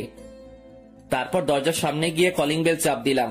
আন্টি দরজা খুলে আমাদের দুজনের গায়ে রক্ত দেখে কেঁদে দিছে। আন্টির কান্না শুনে কানন, হাসিব, আন্টি ও বাড়ির অন্য কর্মচারীরা ছুটে এসেছে। ম্যাডামকে সোফায় বসিয়ে দিলাম। আন্টি শুধু প্রশ্ন করেই যাচ্ছে, কি হয়েছে, কে করেছে, ইত্যাদি আরো। আমার কোনো খবর নেই। আমি ম্যাডামের দিকে তাকিয়ে আছি। একটা কথা শুধু মাথায় ঘুরছে তখন, আমি কিসের বডিগার্ড হলাম? আমি আমার ম্যাডামকে রক্ষা করতে পারি নাই। আমি কি করছি এটা? হঠাৎ করে আমি নিচে পড়ে যাই, আর কোনো কিছু মনে নাই আমার। কখন জ্ঞান ফিরল জানি না। জ্ঞান ফেরার পর দেখি সবাই আমার দিকে তাকিয়ে আছে। আমি হাত দুইটা নাড়াতে পারছি না একটুও। এই তো জ্ঞান ফিরেছে, আমাকে এবার যেতে হবে, রাত তো অনেক হয়েছে। আন্টি ম্যাডাম কোথায়? উনি ঠিক আছে তো? তুমি এখন একটা কথাও বলবা না, আগে সুস্থ হও। আর তোমার ম্যাডামের কিছু হয়নি, ও ঠিক আছে। রোমিও কি হয়েছিল? তুই যা তো, ও কি এখন কথা বলার মতো অবস্থায় আছে? কানন যা তো, ওর জন্য স্যুপ নিয়ে আয়। যাচ্ছি। আন্টি আম্মু আব্বু কি কিছু জানে? না, এখনো জানাইনি। তোমার আঙ্কেলকেও জানাইনি। তুমি বললে জানাবো। না, জানানোর দরকার নাই। তুমি সুস্থ হও, তারপর জানাবো। না, কোনোদিন জানাবেন না। আচ্ছা ঠিক আছে, জানাবো না। জেঠিমা স্যুপ নাও। আন্টি ম্যাডাম কেমন আছে? ম্যাডামের কি হয়েছে? ম্যাডাম ঠিক আছে তো? আরে বাবা, তোমার ম্যাডাম ঠিক আছে। আমি ম্যাডামের গায়ে রক্ত দেখছি। বলেন ম্যাডামের কি হয়েছে? কিছু হয়নি তো, পায়ে একটু ব্যথা পেয়েছিল। আর এতক্ষণ তো এখানে ছিল জুলি। তোমার জ্ঞান ফেরার আগে ঘুমাতে গেল। এবার স্যুপটা খেয়ে নাও। আমি স্যুপ তো খাই না আন্টি। না খেলে তোমাকে ওষুধ খাওয়াবো কি করে? ওষুধ খাবো না। খাবে না মানে কি? তোমাকে খেতে হবে। আমি স্যুপ খাই না। খাও না তো কি হয়েছে, এখন থেকে খেতে হবে। তাহলে ওকে খাওয়াবো কি করে? জেঠিমা, ও একপাশে মুখ করে শুয়ে আছে, মাথাটা হালকা উঁচু করে খাইয়ে দাও। ঠিক আছে। আমি কিন্তু খাবো না আন্টি। চুপ, বেশি কথা বলবা না। আন্টি ওষুধ খাইয়ে চলে গেল। আমি এক পাশে মুখ করে শুয়ে আছি, ভালো করে ঘুমাতেও পারছি না। চিত হয়ে শুতে গেলে পিঠের সেলাই খুলে যেতে পারে। কখন ঘুমিয়ে পড়ছি নিজেও জানি না। সকাল সকাল হালকা ব্যথা লাগছে, মনে হচ্ছে কে যেন আমাকে হালকা ধাক্কা দিয়ে এক পাশে করছে, কিন্তু কে করছে সেটাই দেখতে পাচ্ছি না। 9টার দিকে ঘুম ভাঙলো, কানন এসে শুরু করলো বকবক। এই মাইয়ার জন্য শান্তি কোনোদিনও হবে না। একজন মানুষ কিভাবে এত বকবক করতে পারে। ব্রাশ করিয়ে দিয়ে কানন চলে গেল। এখনো ম্যাডামকে একবারও দেখতে পাইনি। ম্যাডামকে একবার দেখলে শান্তি লাগতো। নিজের চোখে যতক্ষণ না দেখবো ম্যাডাম সুস্থ আছে, ততক্ষণ শান্তি পাবো না। রোমিও কেমন আছো? এই তো একটু ভালো আছে। ব্যথা করছে সেলাইতে? ব্যথা তো করছে। তা তো করবে, 3টে কোক খেয়েছো। আচ্ছা কি হয়েছিল বলো তো? ম্যাডাম বলল শপিং করতে যাবে, তাই নিয়ে গেলাম। দোকানগুলো ঘুরে ঘুরে দেখছিল, কিন্তু হঠাৎ করে হামলা করলো। অনেক কষ্টে পালিয়ে আসছি। এত রাত পর্যন্ত শপিং মলে কি করছিলে? সেটা তো ম্যাডাম জানে। ম্যাডাম কিছু নিচ্ছে না, শুধু ঘুরছে। একটা দোকানে গিয়ে যখন বসছে তখনই হামলা হলো। যা হওয়ার হয়েছে, এবার নাও, নাস্তা করে নাও। আন্টি নিজের হাতে নাস্তা খাইয়ে ওষুধ খাইয়ে দিয়ে চলে গেল। 5 দিন পর সেলাই খুলে দেওয়াতে একটু আরাম করে ঘুমাতে পারছি, বসতে পারছি, হাঁটতে পারছি। তবে রুমের বাইরে যেতে দেয় না, কেউ না কেউ এসে বাধা দিয়েই দিবে। তবে এখনো ম্যাডামকে দেখতে পারলাম না। ম্যাডাম কোথায়, কি করছে কিছু জানি না। 18 দিন পর সুস্থ হলাম। সকালে ঘুম থেকে উঠে আস্তে করে দৌড়াচ্ছি, জিম করছি। অনেক কষ্ট হচ্ছে সব করতে, কিন্তু কি করব। এই 18 দিনে জোর করে খাইয়ে খাইয়ে আমার পেট বড় করে দিছে। এত বড় পেট দেখতে খুব খারাপ লাগছে। বাড়িতে এসে ঢুকলাম মাত্র, সাথে সাথে শুরু হলো আন্টির ঝাড়ি। রোমিও, তুমি অসুস্থ শরীর নিয়ে কোথায় গিয়েছিলে? আন্টি একটু দৌড়াতে গিয়েছি, আর আমি এখন পুরো সুস্থ আছি। আজ থেকে আমি আবার আমার কাজ করব। তুমি কোথাও যাবে না, আরো কিছুদিন যাক। না আন্টি, আমি আমার কাজ করব আজ থেকে। আমি পুরো সুস্থ। তোমার যা ইচ্ছে তাই করো, আগে নাস্তা করে নাও। ফ্রেশ হয়ে নাস্তা করে নিলাম। এই তো ম্যাডাম আসছে। অনেকদিন পর দেখলাম ম্যাডামকে। যা বাবা, আমি আবার কি করলাম? রাগী চোখে তাকিয়ে আছে কেন সেটাই তো বুঝতেছি না। শালার কপাল, ম্যাডামের রাগী চোখে তাকিয়ে থাকার কারণটা কি বুঝতে পারলাম না। এত কিছু না ভেবে গাড়িটা স্টার্ট করলাম। গাড়িটা প্রতিদিনের মতো গাছের নিচে রেখে ক্লাসে গিয়ে বসলাম। অনেকদিন পর আসাতে মায়াগুলো শুধু প্রশ্নের উপর প্রশ্ন করে যাচ্ছে। আমি শুধু ওদের প্রশ্নগুলো শুনেই যাচ্ছি। কতজনের উত্তর দিব, কে কোন প্রশ্ন করছে সেটাই তো মনে করতে পারছি না। ওই সবাই চুপ কর। আমার বাবুটার এত বড় একটা বিপদ গেল, আর তুই আমাকে একটুও জানালি না। তোরে জানিয়ে কি করব? তুই কি ওরে সুস্থ করে দিতে পারবি নাকি? ও না পারলেও আমি পারবো। আমি ওকে আর তোদের বডিগার্ডের কাজ করতে দিব না। ওই চুপ, তোদেরকে আগেও বলছি ও শুধুই আমার। আর কেউ যদি ডিস্টার্ব করিস তাহলে তোদের খবর আছে, বলে দিলাম। কারণ তুই যেমন করছিস যে মনে হচ্ছে ও তোর হবু বর, আর যার জন্য এত কিছু করলো সে তো ফিরেও দেখে নাই। সেটা ওর ব্যাপার। এই মাইয়াগুলো প্রতিদিন বিরক্ত করেই চলছে। ওদের জন্য কোথাও শান্তি নাই। যেখানে যাই সেখানেই ওদের জ্বালাতন করে যাচ্ছে। প্রায় 1 মাস পরে ম্যাডাম আর কানন ক্লাসে গেল। আমি বাইরে বসে আছি। ওদের জ্বালায় ক্লাসে থাকতে পারছি না। একদিন ক্লাসে থাকলে একদিন বাইরে থাকতে হয়। গাড়িতে বসেছিলাম, কেন যেন গাড়ি থেকে মাথা বের করে পিছনে তাকালাম। তখনই দেখলাম 2 মাস আগে যে ছেলেদের মারছি ওরা আসছে। ওদের সাথে আরো অনেকে আসছে। গাড়িটা জোরে চালিয়ে সিঁড়ির সামনে নিয়ে গেলাম। দরজা খুলে রেখে তাড়াতাড়ি দৌড়ে একতলায় ম্যাডামদের রুমে গেলাম। সবাই আমাকে দেখে তাকিয়ে আছে। দৌড়ে আসাতে হাঁপাচ্ছি তাই। কি হয়েছে রোমিও, এমন করছো কেন? তাড়াতাড়ি চলেন। আরে কোথাও যাব সেটা তো বলবে। এত সময় হাতে নেই। ম্যাডাম আর কারণের হাত ধরে দৌড় দিলাম। ওদেরকে উপরে আসতে দেখে অন্যদিকে গিয়ে অন্য সিঁড়ি দিয়ে নেমে পড়লাম। তারপর গাড়িটা চালানো শুরু করলাম। ওরাও গাড়ি নিয়ে তাড়া করলো, কিন্তু ধরতে পারে নাই। তাই এবার আর কোনো বিপদ হলো না।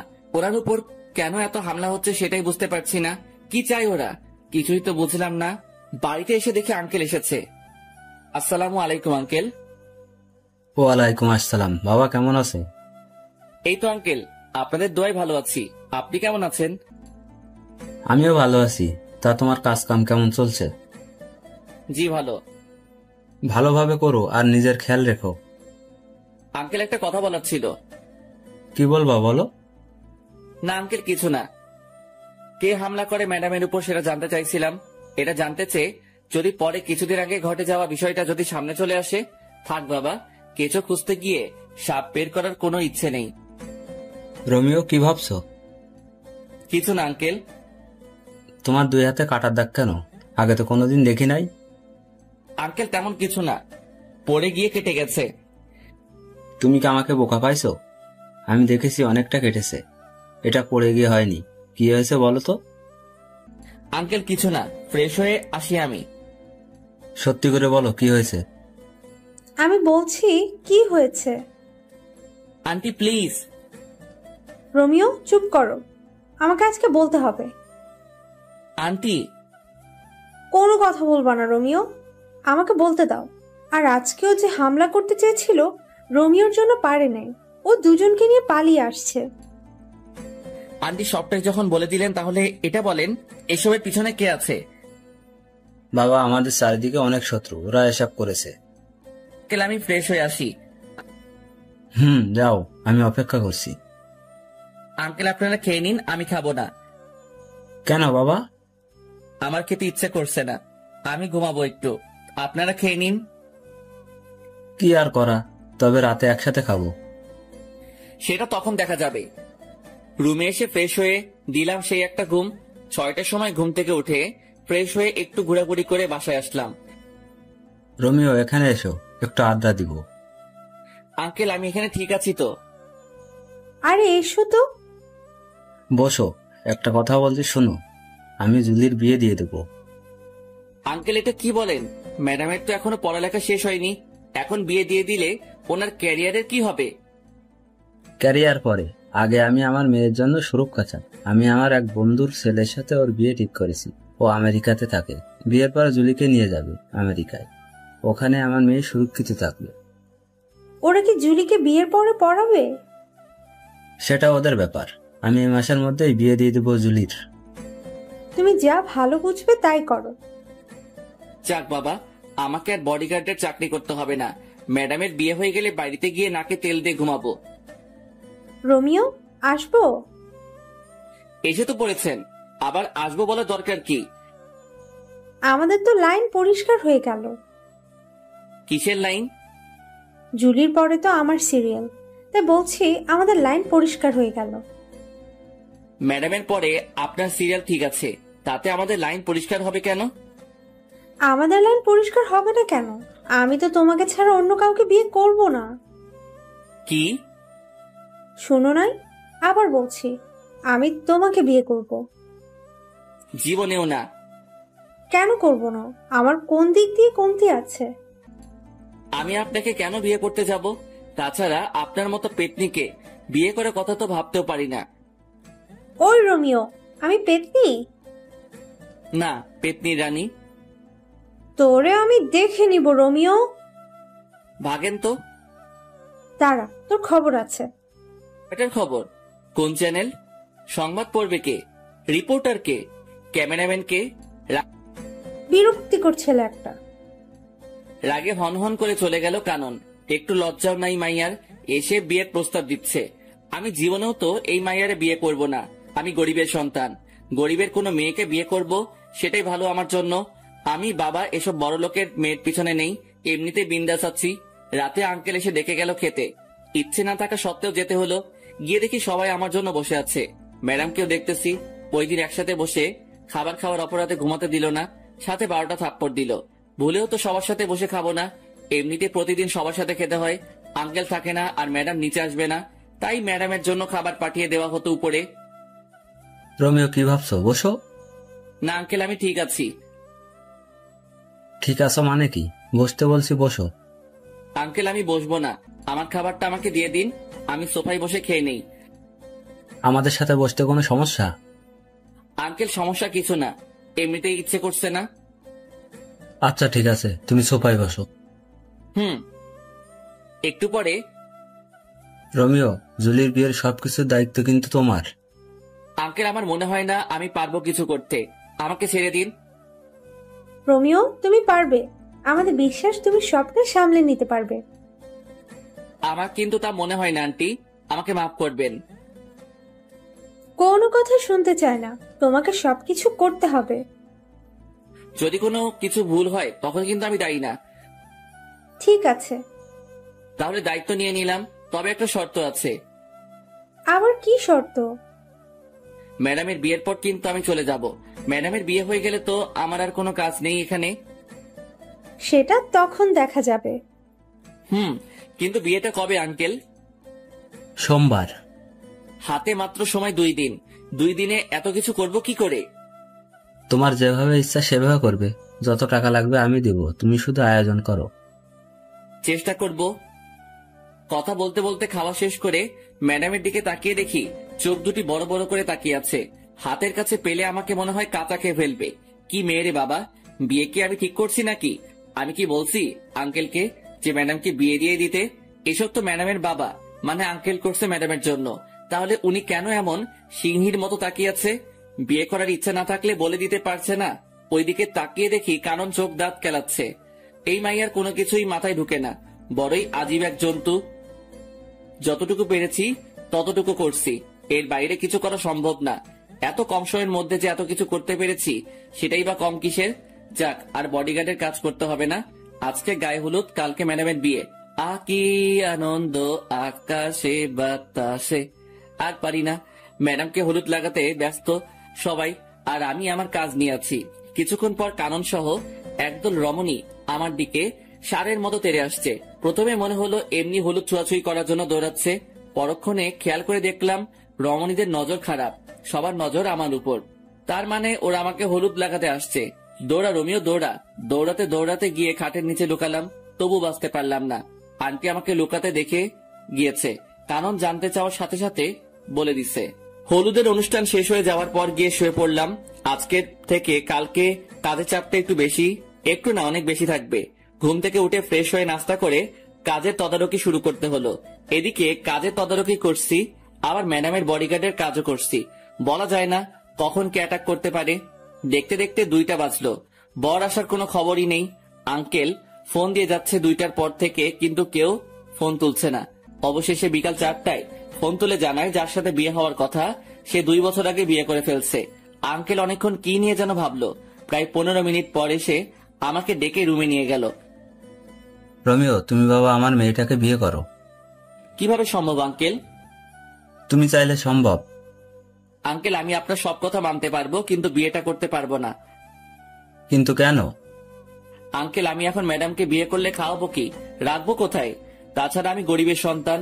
আমার সাথে যদি ম্যাডামের বিয়ে দেওয়া হয় তাহলে আপনার মান সম্মান কোথায় গিয়ে দাঁড়াবে আপনি ভেবে দেখুন। আমি তো আমার মেয়ের ভালো চাই। ও তোমার কাছে থাকলে ভালো থাকবে, সুরক্ষিত থাকবে। কিন্তু কোনো কিন্তু না, তুমি গিয়ে রেডি হয়ে এসো, আমি এখানে আসি। অবশেষে আমি বিয়ের পিড়িতে। আঙ্কেল নিজে হাত ধরে নিয়ে গিয়ে ম্যাডামের পাশে বসিয়ে দিল। আমি জানি আমাকে বিয়ের পোশাকে দেখে অনেক মেয়ের কষ্ট হচ্ছে, কিন্তু আমার তো কিছু করার নেই। আব্বু আম্মুকে দেখলাম অনেক খুশি। আঙ্কেল অনেকক্ষণ কথা বললো দুজনের সাথে, কি বলছে কে জানে। ম্যাডামের পাশে বসার পর প্রথমে চোখ পড়লো কাননের দিকে। মেয়েটির চোখ দিয়ে পানি পড়ছে। আমি জানি যে ও আমাকে সত্যি অনেক ভালোবাসে, কিন্তু কি থেকে কি হয়ে গেল। তবে আমি একটু জিনিস এখন থেকে বুঝতে পারছি যে এই বিয়েটার পর থেকে আমার কপালে অনেকগুলো থাপ্পড় আছে। কয়টা আছে সেটা জানি না। বিয়ের সব আনুষ্ঠানিকতা শেষে ম্যাডামকে রুমে নিয়ে গেল। আমি টুক করে আমার রুমে ঢুকে বিয়ের পোশাক ছেড়ে একটা জিন্স আর টি শার্ট পরে বাইরে বের হলাম। এদিক সেদিক ঘোরাঘুরি করছি, কিছু মাথায় ঢুকছে না। রাত 10টায় বাসায় ঢুকলাম। এত রাত করে বাড়ি ফিরাতে কেউ দেখেনি। রোমিও, কোথায় গিয়েছিলে? একটু বাইরে গিয়েছিলাম। তোমাকে তো বিয়ের পর থেকে খুঁজে পাওয়া যাচ্ছে না, কোথায় ছিলে? ভালো লাগছে না তাই একটু বাইরে বের হয়েছিলাম। বুঝলাম। এখন খেতে আসো। জি ম্যাডাম। খাবেন আন্টি? জুলি, এখন থেকে তোমার বউ ম্যাডাম না, ঠিক আছে? আর আমরা দুজনকে তুমি মা বাবা বলে ডাকবে। আগে ম্যাডাম আমাকে মেনে নিক, তারপর ভেবে দেখব। তাও ঠিক বলছো, এখন খেয়ে নাও। কানন চুপচাপ খাচ্ছে আর বারবার আমার দিকে তাকাচ্ছে। আমি জানি মেয়েটি অনেক কষ্ট পেয়েছে। ভালোবাসার মানুষটা অন্য কারো হয়ে যেতে দেখলে কে বা ভালো থাকতে পারে। খুব কষ্ট হচ্ছে কাননের জন্য, কিন্তু আমার কিছুই করার নেই। চুপচাপ খেয়ে নিলাম। সারাদিনের ক্লান্তি ভর করে আছে, এখন একটা ঘুম দিতে পারলে ভালো হয়। রোমিও, কোথায় যাচ্ছ? ঘুমাতে যাচ্ছি। তা তো বুঝলাম, কিন্তু ওইদিকে কেন? কোথায় যাব? আমার রুম তো ওইটা। আজ থেকে তোমার আর জুলির রুম একটা, আর আজকে তোমাদের বাসর রাত। তুমি উপরে জুলির রুমে যাও। কানন বলছে এই কথা ও কিভাবে পারলো এত তাড়াতাড়ি নিজেকে মানিয়ে নিতে? যাক, ভালোই হলো। যত তাড়াতাড়ি মানিয়ে নিতে পারবে ততই ভালো হবে তার জন্য। ওই রোমিও, কি ভাবছো? না, কিছু না। তাহলে যাও জুলির রুমে। আচ্ছা চলো, আমি তোমাকে এগিয়ে দেই। লাগবে না। আরে চলো তো। কানন জোর করে বাইরে থেকে ধাক্কা দিয়ে ম্যাডামের রুমে ঢুকিয়ে দিয়ে দরজা বাইরে থেকে বন্ধ করে দিছে। আমার এখন কি করা উচিত আমি বুঝতে পারছি না। সোফায় গিয়ে শুয়ে পড়বো নাকি ম্যাডামের সাথে কথা বলবো? রুমের মধ্যে পায়চারি করছি আর ভাবতেছি কি করব। এদিকে ম্যাডাম আমার দিকে তাকিয়ে আছে, আমার গতিবিধির উপর নজর রাখছে। প্রায় ৪৫ মিনিট ভেবেও কিছু পেলাম না। আরো ৫ মিনিট পর ম্যাডাম প্রথম মুখ খুলল। বান্দরের মতো লাফাচ্ছিস কেন? ম্যাডাম, লাফাচ্ছি না তো, ভাবছি। কি ভাবছিস? বলা যাবে না। না বললে নাই, তোর কথা শোনার শখ আমার নাই। ম্যাডাম, আজকের এই বিয়ের জন্য আমি দায়ী না। তাহলে কে দায়ী বল? আপনার বাবা, উনি জোর করে বিয়ে দিছে। আমি কি করব বলেন? বিয়ে দিছে শেষ, আর কোনো কথা নাই। আমি তোরে মানবো না। আমার ঠেকা পড়ছে নাকি?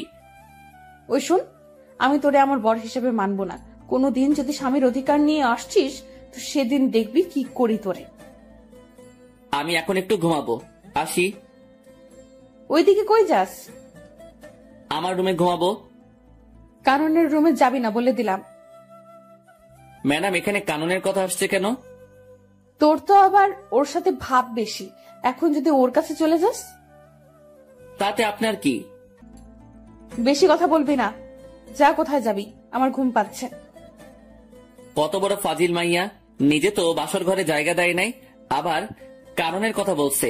আমি লুইচ্চা, বদমাইশ, ইতর, চরিত্রহীন হতে পারি, তাই বলে অন্যের দিকে নজর দিব কেন? ঘরে বউ থাকতে ইস, দেখতে বউ বলে মনে হচ্ছে না, মনে হচ্ছে কোনো পরী বসে আছে বিছানায়। আচ্ছা, পরীদের তো ডানা থাকে, আমার বউয়ের কি ডানা ছিল? যদি ডানা থাকতো তাহলে তো দেখতাম। আজ প্রথম ম্যাডামকে শাড়ি পরা অবস্থায় দেখছি। অন্য মেয়েরা তো শখ করে হলেও শাড়ি পরে, কিন্তু উনি কখনো পরে নাই। কখন ঘুমিয়ে পড়ছে নিজে জানি না। সকালে দুলাভাই দুলাভাই দুলাভাই চিৎকারে ঘুমের কয়টা বাজলো খবর নেই। কে এই রমণী সকাল সকাল দুলাভাই দুলাভাই করে দরজা ধাক্কাচ্ছে? গুড মর্নিং দুলা ভাই। শুধু তাকিয়ে আছি। এই মাইয়ার এমন আচরণ দেখে তো আমি পুরাই টাসকি। দুলা ভাই, কি দেখছেন? আপুকে দেখেন না কালকে? না, দেখি নাই আপুকে। আমি তো নিজে নিয়ে গেলাম আপনাকে আপুর রুমে, বাসর ঘরে। তো কি হয়েছে? কি হয়েছে মানে? কালকে কি আপনি আপুর সাথে বাসর করেন নাই? কে বলছে করি নাই? করছি তো। তাহলে আপনি এখানে কেন? আপনার আপু বলছে সকাল 10টায় উঠবে। আমি যদি ওখানে থাকি তাহলে আপনি ডিস্টার্ব করলে ঘুমাতে পারবে না, তাই আমারে সকাল সকাল এখানে পাঠিয়ে দিল। দুলা ভাই, আপু কি দিল কালকে রাতে? যা দিল তা তো বলা যাবে না। ভাই বলেন না, আমি ছাড়া তো কেউ জানবে না। আপনাকে বলবো কেন কালকে রাতের কাহিনী? ভাইয়া বলেন না প্লিজ। বলবো। বলেন। আমার লজ্জা করছে।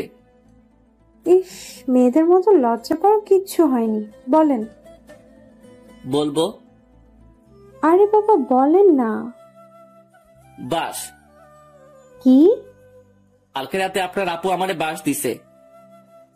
এই কথাটা আরো আগে বলে দিলে কি হতো? আগে না বলি আর পরে বলছি, কথা তো বলছি নাকি? তা কেমন বাস দিল? লম্বা, তৈল মাখানো লম্বা লম্বা বাস দিল। ভালো করছে। এখন উঠে আসুন, আর জিম করতে যেতে হবে না, বিয়ে তো হয়ে গেছে, কেউ পড়বে না। কি মেয়ে রে বাবা, জানি মেয়েটি ফাজিল, তবে এতটা যে ফাজিল সেটা জানতাম না। কথা বাড়িয়ে লাভ নেই, খেয়ে আসি। রমিও বাবা, তোমাকে একটা কথা বলি, আমার মেয়েটিকে কেউ কোনোদিন কোনো কিছু জোর করে করাতে পারেনি। ওর যা ভালো লাগে ও তাই করে। আমি জানি না ও এই বিয়েটা মেনে নিয়েছে কিনা, তবে তুমি এতদিন যেভাবে ওর পাশে ছিলে সারা জীবন সেভাবে থাকবে। আঙ্কেল আপনি চিন্তা করবেন না, আমি আছি তো। আমি বিকেলে ফ্লাইটে চলে যাচ্ছি, আর বিকেলে তোমরা ঢাকা দিকে রওনা হবে। কেন আঙ্কেল? আমার একটা বাড়ি আছে ওখানে, সেখানে তোমরা দুজনে থাকবে আজ থেকে। কিন্তু কোনো কিন্তু না, যেটা বলছি সেটা করবে। আচ্ছা ঠিক আছে। বিকেলে আঙ্কেলকে বিদায় দিয়ে আমরাও ঢাকার দিকে রওনা হলাম। কি ব্যাপার, ম্যাডাম এত শান্ত হয়ে আছে কেন? এমন শান্ত থাকতে তো ম্যাডামকে আগে কোনোদিন দেখিনি। তবে কি আমার উপর আজকে কোনো ঝড় আসতে চলেছে? গাড়িতে উঠে ড্রাইভারের পাশে সিটে গিয়ে বসে পড়লাম, আর ম্যাডাম পিছনে গিয়ে বসলো। আঙ্কেলকে বারবার বারণ করার পরও ড্রাইভার দিয়ে দিল সাথে। 9 ঘন্টা পর আমরা ঢাকার বাড়িতে পৌঁছালাম। রাত 12টায় গিয়ে বাসায় ঢুকলাম। বাড়িতে কেউ না থাকলে যা হয় আর কি, সব জায়গায় ময়লা জমে আছে, কেমন যেন একটা গন্ধ আছে। আমি চারপাশে তাকিয়ে তাকিয়ে দেখছি, আর ম্যাডাম আমার দিকে চোখ বড় বড় করে তাকিয়ে আছে। ওই তাকিয়ে তাকিয়ে কি দেখছিস? অনেক ক্লান্ত লাগছে, আমি ঘুমাবো। কে বারণ করছে আপনাকে ঘুমাতে? গিয়ে ঘুমিয়ে পড়েন। ঘুমিয়ে পড়বো মানে কি? আমি কি না খেয়ে ঘুমাবো নাকি? তো খেতে বারণ করছে কে? খাবার পাবো কোথায় আমি? তুই গিয়ে নিয়ে আয়। কোনটা করবেন সেটা বলেন। আগে খাবেন নাকি ঘুমাবেন? দুইটা করব। আগে কোনটা করবেন? খাবো। কি খাবেন? বিরিয়ানি খাবো। সাথে আর কিছু লাগবে? একটা প্রাণাত নিয়ে আসবি। টাকা দেন। এই তোর লজ্জা করে না আমার কাছে টাকা চাইতে? লজ্জা করবে কেন? টাকা তো আমি রাখছি আপনার ব্যাগে। কি? আপনি ব্যাগ খুলে দেখেন। কখন রাখছিস? রাখছি বলা যাবে না। এখন টাকা দেন, না হলে পরে কিছুই পাবো না। এই নে। 200 টাকা দিয়ে কি পাবো ম্যাডাম? কি পাবি তুই বল? 2টা বিরিয়ানি প্যাকেট পাবো, আর একটা প্রাণাপ পাবো। ঠিক আছে, তো আর কি? আর কি মানে? সকালে নাস্তা যে করবেন, আটা ময়দা কিছু তো একটা লাগবে। বেশি কথা বলবি না। সকালেও বাইরে থেকে নিয়ে আসবি। এখন তাড়াতাড়ি যা। যাচ্ছি। এই দাঁড়া। আবার কি? আমি কি দাঁড়িয়ে থাকবো? বসতে কে বাধা দিল আপনাকে? আমি কি এই ময়লায় বসবো নাকি? পরিষ্কার করে দিয়ে তারপর যাবি। পারবো না। আপনি ঘুমাবেন, আপনি করেন। মাথা গরম করাবি না বলে দিলাম। মাথা গরম হলে তো ভালো। কেন? চায়ের জন্য পানি গরম করব। তোরে খাইছি, দাঁড়া। কে শুনে কার কথা? মাই খেতে না চাইলে দৌড়া রোমিও। খাবার নিয়ে বের হয়ে ল্যাম্পপোস্টের আলোয় চুপচাপ হাঁটছি, আর ভাবছি কি থেকে কি হয়ে গেল। ছিলাম বডিগার্ড, আর এখন বড় হয়ে গেলাম।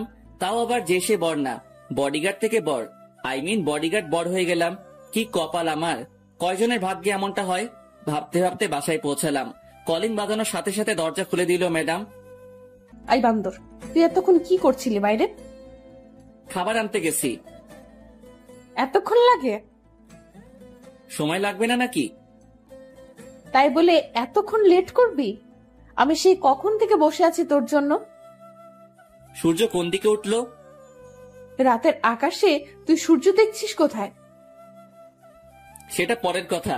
আগে বলেন আমার জন্য অপেক্ষা করার কারণ কি? খিদে লাগছে, কখন খাবার নিয়ে আসবি তাই। ও, এই নিন আপনার বিরিয়ানি। বসবো কোথায়? ও আল্লাহ, আমার উঠাই নাও না কেন? কোথায় বসবো সেটাও নাকি আমি ঠিক করে দিব? ওই চুপ, সব জায়গায় তো ময়লা জমে আছে, কোথায় বসবো? তুই সোফাটা পরিষ্কার করে দে, আমি সোফায় ঘুমাবো। শখ কত, আমি ঘুমাবো ফ্লোরে, আপনি যে কোনো একটা রুম পরিষ্কার করে ঘুমাবেন। ওই, আমি তোর ম্যাডাম, আমি যা বলবো তুই তাই করবি। কোন উপন্যাসে লেখা আছে? তোর জন্য উপন্যাস খুঁজতে পারবো না, যেটা বলছি সেটা কর। ঠিক আছে ম্যাডাম, আপনি খেয়ে নিন। এই মায়ের উপর ঠাড়া পড়ুক, সোফায় রাত কাটিয়ে দিব ভাবছি, আজকে কিন্তু সেটা স্বপ্নই থেকে গেল। এই মায়ের জন্য তা হলো না। এটা সেটা করতে করতে রাত 2টা বাজলো। কি দৌ লাগছে হেব্বি, খুব ঘুমো পাচ্ছে। ম্যাডাম কে শুয়ে পড়ছে। এটা কি সেই বদরাগী মেয়েটি? কি সুন্দর লাগছে ঘুমন্ত অবস্থায় আমার ম্যাডামকে। কিছু চুল এসে মুখে পড়ে আছে, এতে করে আরো মায়াবী লাগছে ম্যাডামকে। একটু ছুঁয়ে দিতে ইচ্ছে করছে ম্যাডামকে। আচ্ছা ম্যাডাম তো এখন আমার বউ, ছুঁয়ে দেখবো কি একটু? যদি একটা থাপ্পড় দেয় তখন কি হবে? না বাবা, দরকার নেই। ছুঁয়ে দেখার পরে কোনোদিন যদি আমায় মেনে নেয় তারপর না হয় ছুঁয়ে দেখা যাবে। খেয়ে শুয়ে পড়লাম ফ্লোরে, সেই একটা ঘুম হলো। কিন্তু সকালে শান্তিতে ঘুমাতে পারলাম না, 2টায় ঘুমাইছি। সেখানে সারাদিনের ক্লান্তি কাটিয়ে ঘুম থেকে উঠতে উঠতে 10টা না হোক 8টা তো বাজতে হবে। কিন্তু না, সেটা আর হলো না। সকাল সকাল ম্যাডামের চিল্লানিতে ঘুম ভাঙলো। ম্যাডাম সকাল সকাল এত চিল্লানি শুরু করে দিলেন কেন? চিল্লানি দিব না কেন তুই বল? কালকে রাতে মশা কামড়িয়ে কামড়িয়ে আমারে শেষ করে দিল। তার উপর ঠান্ডা লাগছিল, তুই একটা চাদরও দিলি না গায়ে। আমি একটুও ঘুমাতে পারিনি। ওহ আল্লাহ, আমি কোন মেয়ের পাল্লায় পড়ছি? উনি রাতে ঘুমাতে পারে নাই বলে আমারও ঘুমাতে দেয় নাই। প্রতিদিন তো সকাল 6টায় উঠিস, এখন 8টা বাজে উঠছিস, তারপরও এমন করছিস কেন? এখন যা, নাস্তা নিয়ে আয়। আমি যে সকাল 6টায় উঠি তা আপনি জানলেন কি করে? তার মানে আপনি আমায় প্রতিদিন লুকিয়ে লুকিয়ে দেখছেন? তোরে দেখতে যাব কেন? তুই কে? নাস্তা নিয়ে আয়, খিদে লাগছে। যাচ্ছি। নাস্তা শেষ করে কাজ নিয়ে ব্যস্ত হয়ে পড়লাম। এত বড় বাড়ি পুরোটা আর 2জন মানুষকে নিয়ে পরিষ্কার করলাম। ম্যাডাম বসে বসে দেখছে আর চিপস খাচ্ছে। এই মাইয়া পারেও বটে, সারাদিন চিপসকে কাটিয়ে দিল। কয়টা খাইছে হিসাব নাই। আর এদিকে আমার অবস্থা খারাপ হয়ে যাচ্ছে খিদেই। ম্যাডাম রাতে কি খাবার নিয়ে আসবো নাকি রান্না করব? বাইরে খাওয়ার বেশি হলে শরীর খারাপ করবে, তুই রান্না করে নিবি। পারবো না, আপনি করে নেন। বাবা কি বলেছিল মনে নাই তোর? আমারে দেখে রাখতে বলছে। দেখে রাখতে বলছে, রান্না করে খাওয়াতে নয়। বেয়াদব, মুখে মুখে কথা বলিস। যা বলছে তাই কর।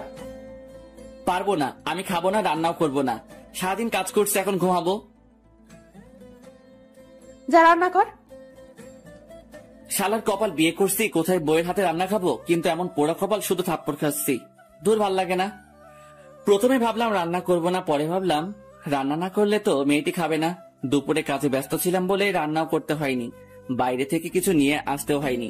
সকালে চিপস আনতে বলছে, ওগুলো খেয়েছে সারাদিন বাচ্চাদের মতো বসে বসে। যা পারি কিছু একটা রান্না করি, কিছু একটা তো খাওয়া হবে। রান্না শেষ করে ম্যাডামকে খেতে রাখতে গিয়ে দেখলাম গান শুনছে মোবাইলে ইয়ারফোন লাগিয়ে। সেটা ওনার বিভিন্ন অঙ্গভঙ্গির মাধ্যমে বোঝা যাচ্ছে। ম্যাডাম, ও ম্যাডাম। ওই কি হয়েছে, চিল্লাস কেন? খেতে আসেন। খাবো না, তোর খাবার তুই খা গিয়ে। না খাইলে আমার কি? রান্না করছি, খেলে খাবে, না খেলে নাই, আমার কি? আমি খাওয়া শুরু করার পরে ম্যাডাম এসে বসে পড়লো। আমি শুধু খাচ্ছি, ম্যাডাম যে আসছে সেটা আমি জানি না, এমন ভাব করছি। ওই প্লেট দে, খিদে লাগছে, খাবো তো। একটু আগে তো বললেন খাবেন না, তাহলে এখন আবার খেতে আসছেন কেন? তোরে বলবো কেন? তুই কে? আপনার বর। আবার যদি কোনোদিন তোর মুখে এই কথা শুনি তো তোর খবর আছে। আচ্ছা ঠিক আছে, আর বলবো না, এবার খেয়ে নিন। শুধু কি এই ভাত আর ডিম ভাজি? আজকের মতো এখানে শেষ করেন। আমি খাবো না। না খেলে নাই, আমার কি? আমি এগুলো খাবো না, কিছু নিয়ে আয় বাইরে থেকে। পারবো না, আমার ঘুম পাচ্ছে, ঘুমাবো। আমি কি না খেয়ে থাকবো সারা রাত? রান্না করা আছে, খেলে খাবেন, না খেলে আমার কি? আমি খাবো না। দূর, না খেলে না খাবে। রান্না করার দরকার ছিল, রান্না করছি। খেলে খাবি, না খেলে মশা খা গিয়ে। হাত পা বিছানায় ছড়িয়ে দিয়ে শুয়ে পড়লাম। বিছানা ভিজে ভিজে লাগছে কেন? তাহলে কি আমি হিসু করে দিছি? না, তা কি করে হয়? আম্মু বলে আমি নাকি ল্যাংটা কাল থেকে বিছানায় হিসু করি না। আজকে কি সে রেকর্ড ভেঙে ফেললাম নাকি? না, সেটা কি করে হয়? তাড়াতাড়ি করে উঠে বসে দেখি ম্যাডাম হাতে একটা বালতি নিয়ে দাঁড়িয়ে আছে। তার মানে আমি রেকর্ড ভাঙি নাই। ম্যাডাম পানি ঢেলে দিছে বিছানায়। ম্যাডাম, এটা কি হলো? আপনার জন্য কি একটু শান্তিতে ঘুমাতেও পারবো না? ঘুমাবি মানে কি? আমি জেগে থাকবো, তুই ঘুমাবি? সেটা হবে না, অনেক ঘুমাইছিস। এবার উঠে নাস্তা রেডি কর। কালকে সারা রাত খিদের জ্বালায় ঘুমাতে পারিনি। খাবার তো ছিল, না খেলে কি করা থাকে বলেন? বেশি কথা বলবি না, নাস্তা রেডি কর। যাচ্ছি। মেয়েটি কি একটু নরম সুরে কথা বলতে পারে না? সব সময় কেমন যেন খিটখিট করে, ভাল লাগে না। সব সময় ম্যাডামের জ্বালাতন সাথে থাপ্পড় খেতে খেতে এগিয়ে চলছে আমার বিবাহিত প্যারাময় জীবন। বউটা আমার রাগী হলে কি হবে? কোনো খারাপ অভ্যাস নাই, তবে একটা বাজে অভ্যাস আছে, সেটা হলো স্বামীর গায়ে হাত তুলে। এই মেয়ের হাতে এখনো পর্যন্ত কয়টা থাপ্পড় খেয়েছি তার কোনো ঠিক নেই। বিকেলে ঘুমাচ্ছি, এমন সময় মনে হলো ভূমিকম্প শুরু হয়েছে। তাড়াতাড়ি বাইরে বের হতে গিয়ে দেখি মোবাইলে আম্মুর নাম্বার ভাসছে। তখন মনে হলো ভূমিকম্পন হচ্ছে না, আমার মোবাইলই ডাকতেছে। হ্যালো আম্মু, কেমন আছো? ভালো থাকতে দিলি কবে? বিয়ে হয়েছে 3 মাস হতে চললো, কিন্তু বৌমাকে সেই বিয়ের দিনের পর থেকে আর দেখি নাই। তোরে এতবার করে বললাম বউকে নিয়ে একবার ঘুরে যা। কার বউ? কিসের বউ? কিভাবে বউ হলো? ওই ফাইজলামি হচ্ছে আমার সাথে। যাও, কি যে বলো না আম্মু, তোমার সাথে কি আমি ফাইজলামি করতে পারি বলো? তাহলে বল, কবে আসবি বৌমাকে নিয়ে? আমি জানি না, জিজ্ঞেস করে দেখি যাই কিনা। তুই নিয়ে আসলে তো আসবে, কালকে নিয়ে আসবি। আচ্ছা, দেখি কি করা যায়। দেখা দেখির কাজ নাই, কালকে আসতে হবে তোদের। আচ্ছা, আসবো। এ কেমন বায়না করলো আম্মু? মুরগিকে বলছে বাঘকে ডিনারের জন্য রাজি করাতে, বাঘে যদি আমার চেপে ধরে তাহলে তো আমি শেষ। ম্যাডাম, অনেকদিন হলো কোথাও যাওয়া হয় না, চলেন কোথাও থেকে একটু ঘুরে আসি। মতলব কি সেটা বলতো? মতলব আবার কি হবে? আম্মু ফোন দিয়ে বলছে আপনাকে নিয়ে আমাদের বাড়িতে যেতে কালকে। আপনি কি যাবেন? না, আমি কোথাও যাব না, তুই যা। আচ্ছা ঠিক আছে, আমি যাব। আপনাকে যেতে হবে না? হুম। সকালে ঘুম থেকে উঠে নাস্তা বানিয়ে নাস্তা করে রেডি হয়ে নিলাম। যেতে যেতে এমনি সন্ধ্যা হয়ে যাবে, জ্যামে পড়লে তো অবস্থা হালুয়া হয়ে যাবে। তবুও রওনা দিতে দিতে 9টা বেজে গেল। ওই দাঁড়া, আমি যাব তো। আপনি আবার কোথায় যাবেন? আমি কি এখানে একা থাকবো নাকি? আমাকে আমাদের বাড়িতে রেখে তারপর যাবি তুই। আমি পারবো না, আপনি পথে নেমে পড়লেই তো হয়। পারবো না, তুই রেখে আসবি। আমার দেরি হয়ে যাচ্ছে, আমি আসি। আর আপনি যদি আমার সাথে যেতে চান তাহলে আমার বাড়িতে যেতে হবে, না হলে আপনার পথে আপনি যান, আমার পথে আমি যাব। তুই তো আচ্ছা ফাজিল ছেলে, আমি যেটা বলবো তোকে সেটা করতে হবে। সেটা পরে দেখা যাবে, আগে তো রওনা দেই। হুম, চল। বাস চলছে নিজের আপন গতিতে, আমরাও এগিয়ে যাচ্ছি বাড়ির দিকে। বডিগার্ডের কাজ পাওয়ার পর আর বাড়িতে যাওয়া হয়নি। আজ অনেকদিন পর যাচ্ছি। ম্যাডাম বসে আছে আমার পাশের সিটে আর চিপস খাচ্ছে। মেয়েটি কি কিছু পারে না চিপস খাওয়া ছাড়া? অনেকক্ষণ পর ম্যাডাম আমার কাঁধে মাথা রেখে ঘুমাচ্ছে। অনেকক্ষণ চিন্তা করে দেখলাম এখন ঘুমাচ্ছে, পরে যখন ঘুম থেকে উঠে দেখবে আমার কাঁধে মাথা রেখে শুয়ে আছে, তখন দেখে যদি থাপ্পড় লাগিয়ে দেয় তাহলে বাসের মধ্যে যা একটু সম্মান আছে সেটাও খেয়ে ফেলবে। তার থেকে বরং জাগিয়ে দেই। ম্যাডাম, ম্যাডাম উঠেন। কি হয়েছে? ব্যথা করছে হাতে। তো আমি কি করব? আপনার জন্য তো এমন হলো। আমি কি করছি? আপনি যদি আমার কাঁধে মাথা না রাখতেন তাহলে ব্যথাও হতো না। এই, তোর লজ্জা করে না? একটা মেয়ের মাথা কাঁধে রাখতে পারিস না? আমার কি ঠেকা পড়ছে যে আপনার মাথা আমার কাঁধে রাখবো? বেশি কথা বলিস কেন? চুপ থাকতে পারিস না? না, পারি না। আবার কথা বলিস মুখে মুখে। এই তালা দিলাম মুখে, আর কোনো কথা বলবো না। বাড়িতে আসতে আসতে 7টা বেজে গেল। পথে একটু কথাও হয়নি ম্যাডামের সাথে। কখন যে বাসার দরজায় এসে দাঁড়িয়েছি নিজেই জানি না। কি রে, কি ভাবছিস? ওহ আম্মু, তুমি? আমি হব নাকি ভূত হবে নাকি? না, তেমনটা না। আমার বৌমাকে নিয়ে আসছিস তো? তোমার বৌমা কোথায় পাবো? পিছনে দাঁড়িয়ে আছে যে, ওটা কে? ভূত মনে হয়, তাকিয়ে দেখো। কি, তুই আমার বৌমাকে ভূত বললি? তোর আজকে খাওয়া বন্ধ। খাওয়ার এত শখ নাই, তুমি তোমার বৌমাকে নিয়ে খাওয়াও। আসো মা, ভিতরে আসো। এটা কি হলো? ম্যাডাম তো চলে এলো। মাইয়া জাতি বড় অদ্ভুত জাতি। সকালে কত ভেজাল করলো এই মাইয়া এখানে আসবে না বলে, আর এখন কত সহজে আম্মুর সাথে হাসি খুশি চললো। মনে হচ্ছে না মেয়েটি রাগী বদমেজাজি। রোমিও, খেতে আয়। খাবো না, তুমি খাও তোমার বৌমাকে নিয়ে। রোমিও, আয় বাবা, অনেকদিন হলো একসাথে বসে খাওয়া হয়নি। না না, খাবো না, তোমাদের বৌমা আসছে, ওরে নিয়ে খাও। ওই, বেশি বাড়াবাড়ি করবি তো খাওয়ার পাবি না। এই না, তা কি করে হয় আম্মু? তা যদি না হয় তাহলে খেতে আয়। আসছি, হাফ মিনিট দাঁড়াও। দাঁড়ানোর সময় নাই, এই তো আসছি। বসে পড়। এত আয়োজন কখন করলে আম্মু? আমার বৌমা আসবে আর আমি কিছুই রান্না করব না নাকি? আমার জন্য তো কোনোদিন এত কিছু করনি, আজ বৌমা আসছে বলে এত কিছু? আবার যদি শুনি আমার বৌমাকে নিয়ে কোনো কথা বলিস তাহলে তোর কপালে কিছুই জুটবে না। এবার বল, কি করবি? কিছুই বলবো না আর, এই চুপ করলাম। বাপরে বাপ, এ কেমন বিচার! আম্মু দেখছি ম্যাডামের দিকে ঝুঁকে পড়ছে। এই মায়া কি কোনো জাদু জানে নাকি?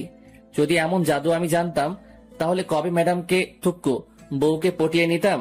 খাওয়া শেষ করে বাইরে গিয়ে একটু ঘোরাঘুরি করে বাসায় এসে ফ্রেশ হয়ে আমার রুমে ঘুমাতে গেলাম। রুমে ঢুকে দেখি ম্যাডাম বসে আছে বিছানায়। অনেক ক্লান্ত লাগছে, তাই কোনো কথা না বলে বালিশ নিয়ে নিচে শুয়ে পড়লাম।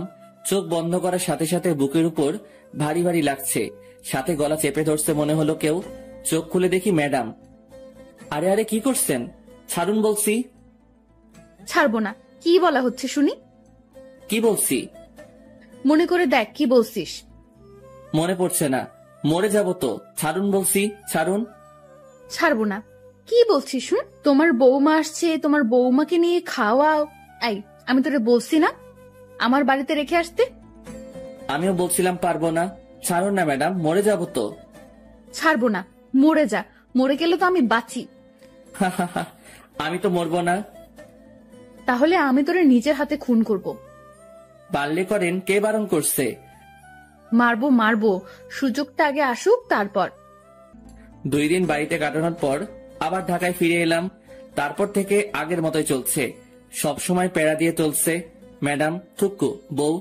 পরদিন বিকালে, এই রোমিও, কেমন আছো? ভালো, তুমি? ভালো থাকতে তুমি কোথায় দিচ্ছ? আমি কি করছি? তোমায় যে ভালোবেসে ফেলেছি। ম্যাডাম জানে এটা? পাগল নাকি? তোমার ম্যাডাম জানতে পারলে তো আমাকে মেরে ফেলবে। ওই দিন যা করলো তোমার কথা জিজ্ঞেস করাতে। তাহলে এখন আবার কথা বলছো কেন? তুমিও মরবা, সাথে আমারও মারবা? আচ্ছা, তোমার বউ তো তোমাকে ভালোবাসে না, তাহলে ওকে ডিভোর্স দিয়ে দাও। যাও যাও, তুমি গিয়ে ম্যাডামকে বলে আসো আমাকে যেন ডিভোর্স দিয়ে দেয়। আচ্ছা, বলবো। তবে ডিভোর্স দিয়ে দিলে আমাকে গলায় ঝুলিয়ে নিতে হবে। যদি ডিভোর্স করাতে পারো তবে। ওকে, আমি রাজি। তবে ম্যাডাম যদি আমারে কিছু বলে তাহলে আমি সব বলে দিব। তোমাকে বলতে হবে না, আমি বিকালে তোমাদের বাসায় এসে জানাবো। যদি মার খেতে না চাও তাহলে বাসায় থাকো, আর যদি মায়ের খাবার শখ থাকে তাহলে বিকেলে এসো। আসবো আসবো।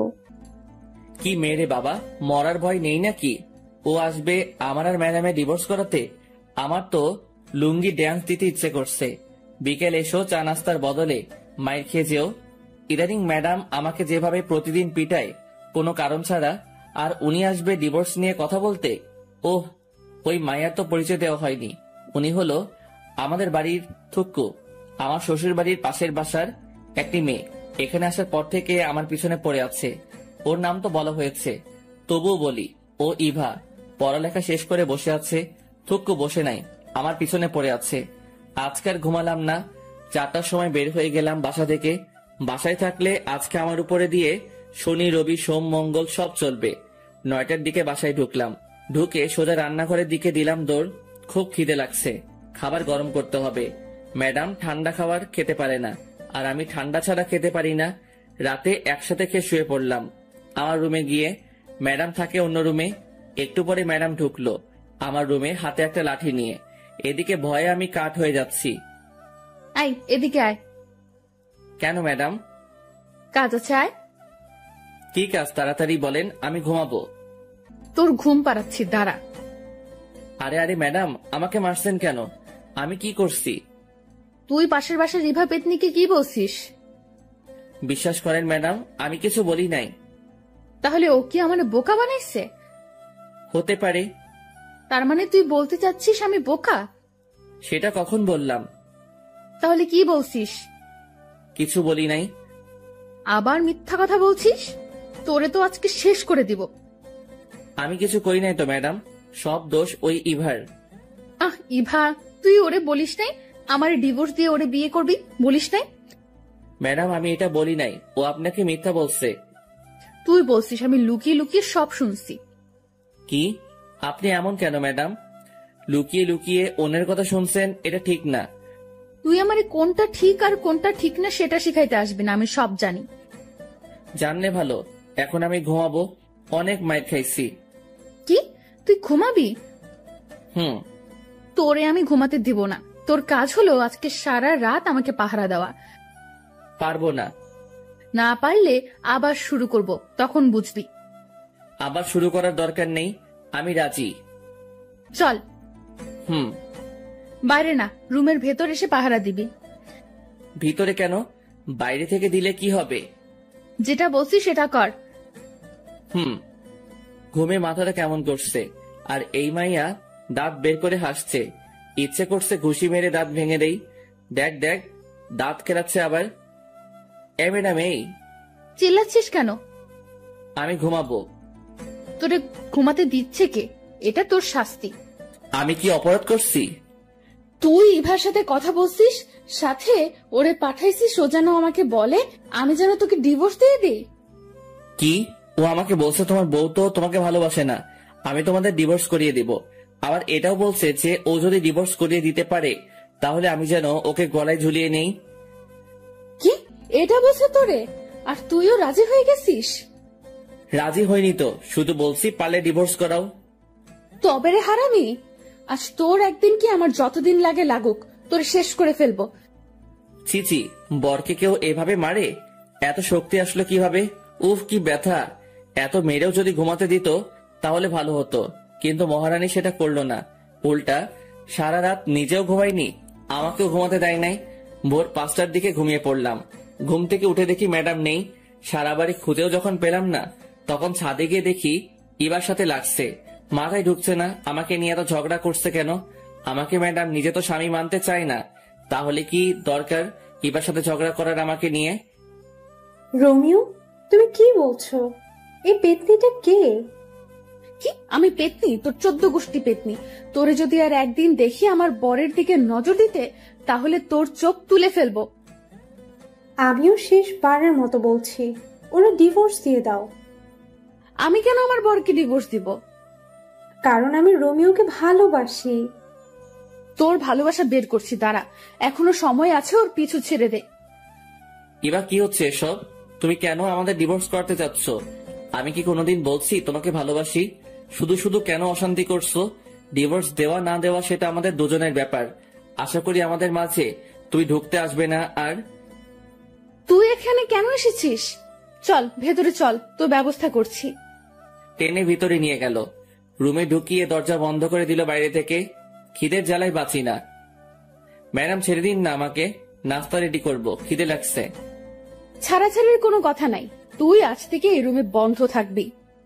নাস্তা বানাবে কে? আমি বানাবো। রান্না করবে কে?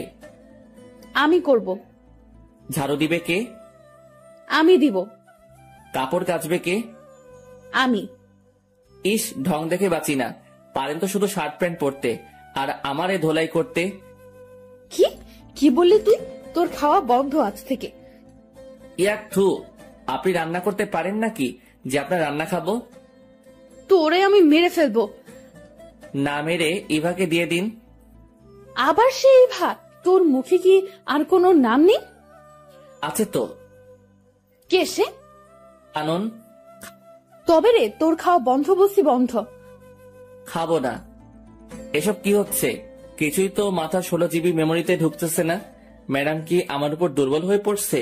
এটা কি করে সম্ভব? আমি কোথায় আর ম্যাডাম কোথায়? ম্যাডাম কি আমাকে ভালোবেসে ফেলেছে নাকি? যদি ভালো না বাসে তাহলে ইবার সাথে ঝগড়া কেন করছে আমাকে নিয়ে? তবে কি ম্যাডাম আমাকে ভালোবাসে? ম্যাডামের কোনো সারা শব্দ নেই।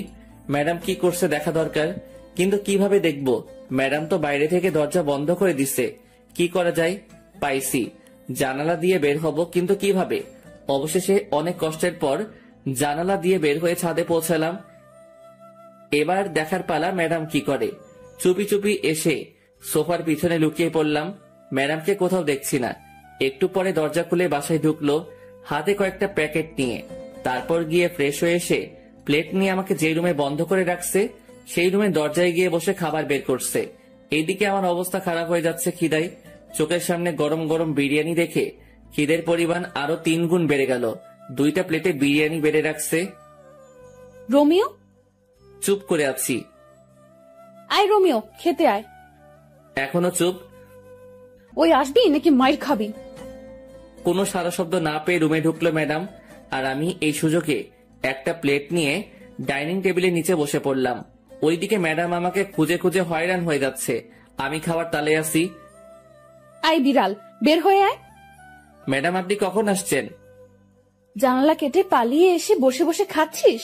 এই তুই না বসিস আমি রান্না করতে পারি না, তাহলে খাচ্ছিস কেন? আপনার রান্না হলে খেতাম না। কি, এটা আমার রান্না না? কি চিটিং মাইরি! বাইরে থেকে খাবার নিয়ে এসে নিজের নাম দিচ্ছেন। আমি বাইরে থেকে খাবার নিয়ে আসছি, কে বলছে তোকে? আমি দেখছি। তবে রে বান্দর পোলা। ম্যাডাম, এটা কি হলো? কি হয়েছে? আপনার নজর খারাপ হয়ে যাচ্ছে ম্যাডাম। কি কি করছি আমি যে আমার নজর খারাপ হয়ে গেল?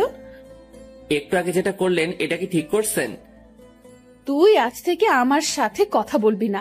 অন্য মেয়েদের সাথে টাঙ্কি মারতে পারিস, তখন কিছু হয় না, আর এখন আমি তোকে একটা কিস দেওয়াই বলছি? আমার নজর খারাপ? কোনোদিনও তোর সাথে কথা বলবো না, তুইও কথা বলতে আসবি না। বলবো না? আপনি কোন দিন কি আমাকে স্বামী সম্মান দিছেন? দেন নাই। কথায় কথায় থাপ্পড় মারতেন, এটা করতেন সেটা করতেন, কথায় কথায় অপমান করতেন। আমি কোনোদিন আপনার কোনো কিছুতে বাধা দেই নাই, আপনিও আমার কোনো কিছুতে বাধা দিবেন না। আজ থেকে আপনার মতো আপনি থাকবেন আর আমার মতো আমি। এটা কি হলো? যা হওয়ার হয়েছে, এত কিছু ভাবার সময় নাই। পেট ভরে গেছে, এখন একটু পাসপোর্ট অফিস থেকে আসি। পাসপোর্ট রেডি হয়ে গেছে, মেসেজ আসছে, ওটা নিয়ে আসি। প্রায় 1 মাস হতে চললো, ম্যাডাম আর আমার কোনো কথা হয় না। দুজনে বাইরে গিয়ে খাবার নিয়ে এসে তারপর নিজেদের রুমে গিয়ে খাই। ম্যাডামের দিকে তাকালে বোঝা যায় ম্যাডাম এখন রাত জাগে। চোখের নিচে কালি জমে গেছে, অগোছালো হয়ে গেছে। আগের মতো জিন্স শার্ট পরে না, সালোয়ার কামিজ এসব পরে। আগের থেকে অনেক সুন্দর লাগে ম্যাডামকে, তবে শাড়ি পরলে আরো সুন্দর লাগতো। বাংলার মেয়েদের শাড়ি ছাড়া মানায় না। ভাবছি একটা ট্রিট দিব ম্যাডামকে। ভিসা, পাসপোর্ট সবকিছু রেডি হয়ে গেছে। সৌদি চলে যাব, আমার বেস্ট ফ্রেন্ড ওখানে থাকে, ও সব ব্যবস্থা করছে। ম্যাডাম, কি? শপিং করতে যাবেন নাকি? যাব না। আর কিন্তু সুযোগ পাবেন না। আবার বলছি, শপিং করতে যাবেন? যাব, নিয়ে চল। চলুন। যাক, যেতে রাজি হয়েছে। দুজনে একসাথে বের হলাম। রিক্সার জন্য দাঁড়িয়ে আছি, এমন সময় দেখি ইভা আসছে। ইভা যদি কিছু বলে এখন, তাহলে আমার আর রক্ষা নাই। এই জান, শোনো না, রাতে ফোন দিলে ছাদে এসো, দুজনে একসাথে যাতে। যেখানে বাঘের ভয় সেখানে সন্ধ্যা হয়। কি দরকার ছিল এটা বলার? ফাজিল মাইয়া, লুচ্চা মাইয়া, কি মজা পাই বুঝি না এমন করে। ম্যাডাম, শপিং করতে যাবেন না? দাঁড়া, তোর শপিং বের করছি। তোর ইভাকে শপিং করিয়ে দে, যা। আজ থেকে তোর সাথে আমার কোনো সম্পর্ক নাই। তুই লুকিয়ে লুকিয়ে অন্য মেয়ের সাথে কথা বলিস। ম্যাডাম, আমার কোনো সম্পর্ক নাই কারোর সাথে। ইভা তো অনেক আগে থেকে আমার পিছনে লেগে আছে, সেটা আপনি জানেন। অবশ্যই তোর সাথে ওর সম্পর্ক আছে, না হলে তোরে জান বলে ডাকলো কেন? আমাকে ফাঁসানোর জন্য এটা বলছে। আমি এত কিছু শুনতে চাই না। তোর সাথে সম্পর্ক আছে ওর, না হলে তোরে জান ডাকলো কেন? তুই কোনো কথা বলবি না। হন হন করে বাসায় চলে গেল। ট্রিট আর দেওয়া হলো না। এই ইভার জন্য এত কিছু হলো। কি দরকার আমাকে জান বলে ডাকার? বিয়ের এতদিন পর বউকে থুক্কু ম্যাডামকে শপিং করে দিতে চাইছিলাম, সেটা হলো না এই ইভাটার জন্য। বাড়িতে গিয়ে দেখি ম্যাডাম দরজা বন্ধ করে বসে আছে। ভিতর থেকে ফুপানো শব্দ আসছে। শুধু শুধু ইভার জন্য আজকে ম্যাডাম কাঁদছে। শালার মাইয়া, তোর জন্য আমার লক্ষ্মী বউটা কাঁদছে। ইচ্ছে করছে ইভা মায়াটারে মেরে নাক ভেঙে দেই। ম্যাডাম, খেতে আসুন। খাবো না, তুই খা তোর ইভাকে নিয়ে। ম্যাডাম, বিশ্বাস করেন ওই মাইয়া এটা আপনাকে রাগানোর জন্য বলছে, আমি শিওর। তোরে আমি বিশ্বাস করি না। আমি যে ভালো না সেটা আমি জানি। এবার খেতে আসুন। খাবো না বলছি, খাবো না। আবার যদি খেতে ডাকিস তাহলে তোর খবর আছে। আচ্ছা ঠিক আছে, ডাকবো না। তবে আন্টি ফোন নিয়ে যেতে বলছে, যাবেন নাকি? সেটা দেখা যাবে, তুই কোনো কথা বলবি না। আমার এত ঠেকা পড়ে নাই আপনার সাথে কথা বলতে। আমার সাথে কথা বলা লাগবে কেন? তোর তো অনেকে আছে কথা বলার জন্য। লুচ্চা পোলা, দূর হও আমার সামনে থেকে। আমি কি আপনার সামনে নাকি যে দূর হব? চুপ কর লুচ্চা পোলা, ঘরে বউ রেখে অন্য মেয়ের পেছনে পড়ে থাকিস। তোর সাথে কোনো কথা নেই। আমার এত শখ নেই আপনার সাথে কথা বলার। কে ঝগড়া করবে এই পাগলিটার সাথে, কখন বাঘিনীর মতো তেড়ে আসবে তার কোনো ঠিক নাই। চিড়িয়াখানায় আছে টুকু, রুমে আছে, ওখানে ঠিক আছে। সকালে ঘুম থেকে উঠে ধাক্কাধাক্কি করে দরজা খুলে ম্যাডামের রুমে ঢুকে দেখি নিচে শুয়ে আছে। একটা মেয়ের রুম মনে হচ্ছে না, বিছানা বালিশ সব ছড়িয়ে ছিটিয়ে আছে পুরো রুমে। মনে হয় আমাকে মারতে না পেরে বিছানা বালিশের সাথে যুদ্ধ করছে। দেখে মনে হচ্ছে ভাজা মাছটা উল্টে খেতে জানে না। কি মায়াবী লাগছে পাগলিটাকে। কাঁপছে দেখে কপালে হাতে রেখে বুঝতে পারলাম জ্বরে অবস্থা খারাপ হয়ে যাচ্ছে। বিছানায় শুয়ে দিয়ে ডাক্তারের কাছে ফোন দিলাম। একটু পরে ডাক্তার এসে দেখে গেল মাথায় পানি দিতে বলে গেল। ডাক্তার যাওয়ার পর থেকে পানি দিচ্ছি। অনেকক্ষণ পর চোখ বড় বড় করে তাকিয়ে আছে। ম্যাডাম কেমন লাগছে? তোর জন্য সব হয়েছে। ম্যাডাম বেশি কথা বলা যাবে না, চুপচাপ শুধু উত্তর দিবেন। তবে রে, কেমন লাগছে বলেন। ভালো না। মাথাটা মুছে নিন, আমি নাস্তা রেডি করে আনি। খাবো না। দেখা যাবে। ম্যাডাম হাঁ করুন। আমি খেতে পারবো, তোর কষ্ট হবে না। তাহলে খেয়ে নিন, আমি মেডিসিন নিয়ে আসি। আমি মেডিসিন নিব না। নিতে তো হবে, না হলে সুস্থ হবেন কি করে? সুস্থ হওয়া লাগবে না, তোর জন্য তো আমার এই অবস্থা। বেশি দিন সহ্য করতে হবে না, চলে যাব। কি বললি আবার বলতো, শুনতে পাইনি। না ম্যাডাম কিছু না, একটু একটু করে সুস্থ হচ্ছে ম্যাডাম। 2 দিন পর রাতে আবার জ্বর আসে ম্যাডামের। সারা রাত মাথায় পানি দিয়ে সকালে নাস্তা রেডি করে নিয়ে গেলাম, খাইয়ে দিতে চাইলাম, কিন্তু ম্যাডাম আমার হাতে খাবে না, নিজেই কাপা কাপা হাতে খেলো। কত স্বপ্ন ছিল বউটা নিজের হাতে আমাকে খাইয়ে দিবে, আমিও নিজের হাতে বউকে খাইয়ে দিব। রাতে বউ আমার বুকে মাথা রেখে ঘুমাবে, গভীর রাতে দুজনে একসাথে চন্দ্র বিলাস করব, এক মগে কফি খাবো, নদীর পাড়ে দাঁড়িয়ে দুজনে একসাথে গোধূলি বিকেল দেখব। কিন্তু কিসের কি, স্বপ্ন স্বপ্নই রয়ে গেল। রাতে ম্যাডামের জন্য খাবার নিয়ে গেলাম, ম্যাডামের হাতে প্লেট দিয়ে দিলাম, জানি আমার হাতে খাবে না তাই দিয়ে দিলাম। ম্যাডাম খেয়ে নিন। খাইয়ে দে। ম্যাডাম খেয়ে নিন তো, ঘুমাবো, ভাল লাগছে না। আমাকে খাইয়ে দে, না হলে খাবো না।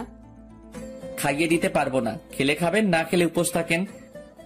তুই তো জানিস আমি উপোস থাকতে পারি না, খাইয়ে দে না। আমি পারবো না, তাছাড়া এখন তো আপনি অনেকটা সুস্থ, নিজের হাতে খেতে পারবেন। তাহলে তুই খাইয়ে দিবি না? না। তাহলে আমিও খাবো না। যখন খাইয়ে দিতে চাইছিলাম তখন তো খেতে চাওনি, এখন কেন খাইয়ে দিতে হবে? সেটা আমার ব্যাপার, তুই খাইয়ে দিবি কিনা বল। আচ্ছা বাবা ঠিক আছে, আমি খাইয়ে দিচ্ছি, হা করেন। এই তো লক্ষ্মী বর আমার। দরকার নেই আপনার বর হওয়ার। অন্য কারো হতে যা, তারপর দেখবি আমি কি করি।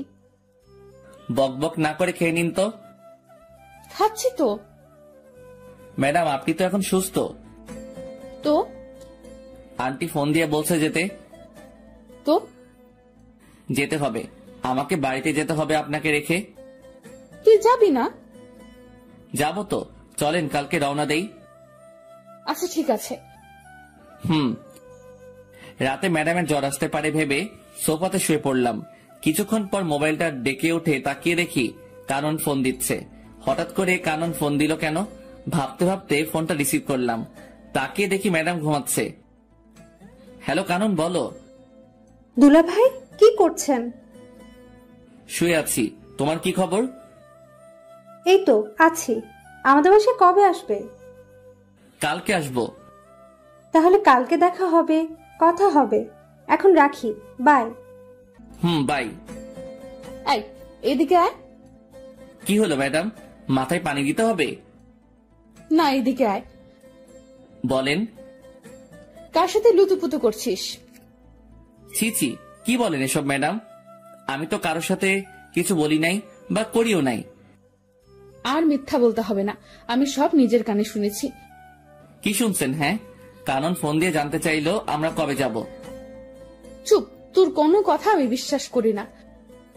আচ্ছা মুশকিল তো, বিশ্বাস করা না করা আপনার ব্যাপার, আমি সত্যিটা বলে দিচ্ছি।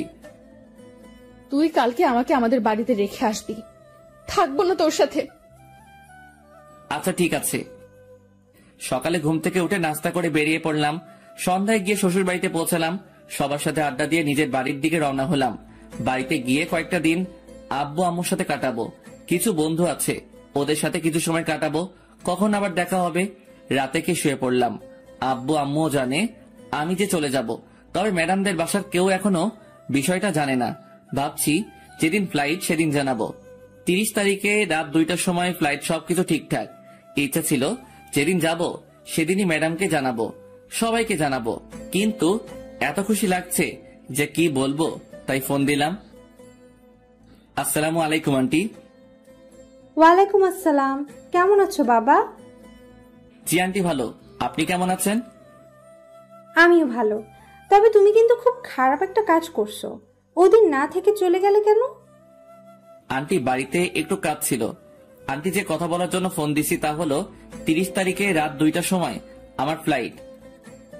কি বলছো এসব? আজকে আমাকে জানাচ্ছ সবকিছু ঠিক করে? আগে জানাইনি তো কি হয়েছে, এখন তো জানতে পারছেন। ম্যাডাম জানে না, ওনাকে জানিয়ে দিয়েন। তার মানে আমরা কেউ জানি না? না আন্টি, কাউকে বলা হয়নি। যা, এটা কি হলো? লাইন কেটে দিল কেন? জানানোর প্রয়োজন ছিল, জানিয়ে দিয়েছি। আজ সেই কাঙ্ক্ষিত দিন। আজকে আমি উড়াল দিব আমার স্বপ্নের দেশ সৌদি। সবাইকে বিদায় জানিয়ে গাড়িতে উঠে বসলাম। সাথে 2 হৃদয় অ্যান্ড অভি। রাত 11:30টায় সবকিছু শেষে বিমানের দিকে পা বাড়ালাম। ঠিক সেই সময় কেউ একজন পিছন থেকে আমার হাত টেনে ধরলো। তাকিয়ে দেখি আঙ্কেল। আঙ্কেল আপনি এখানে কেন?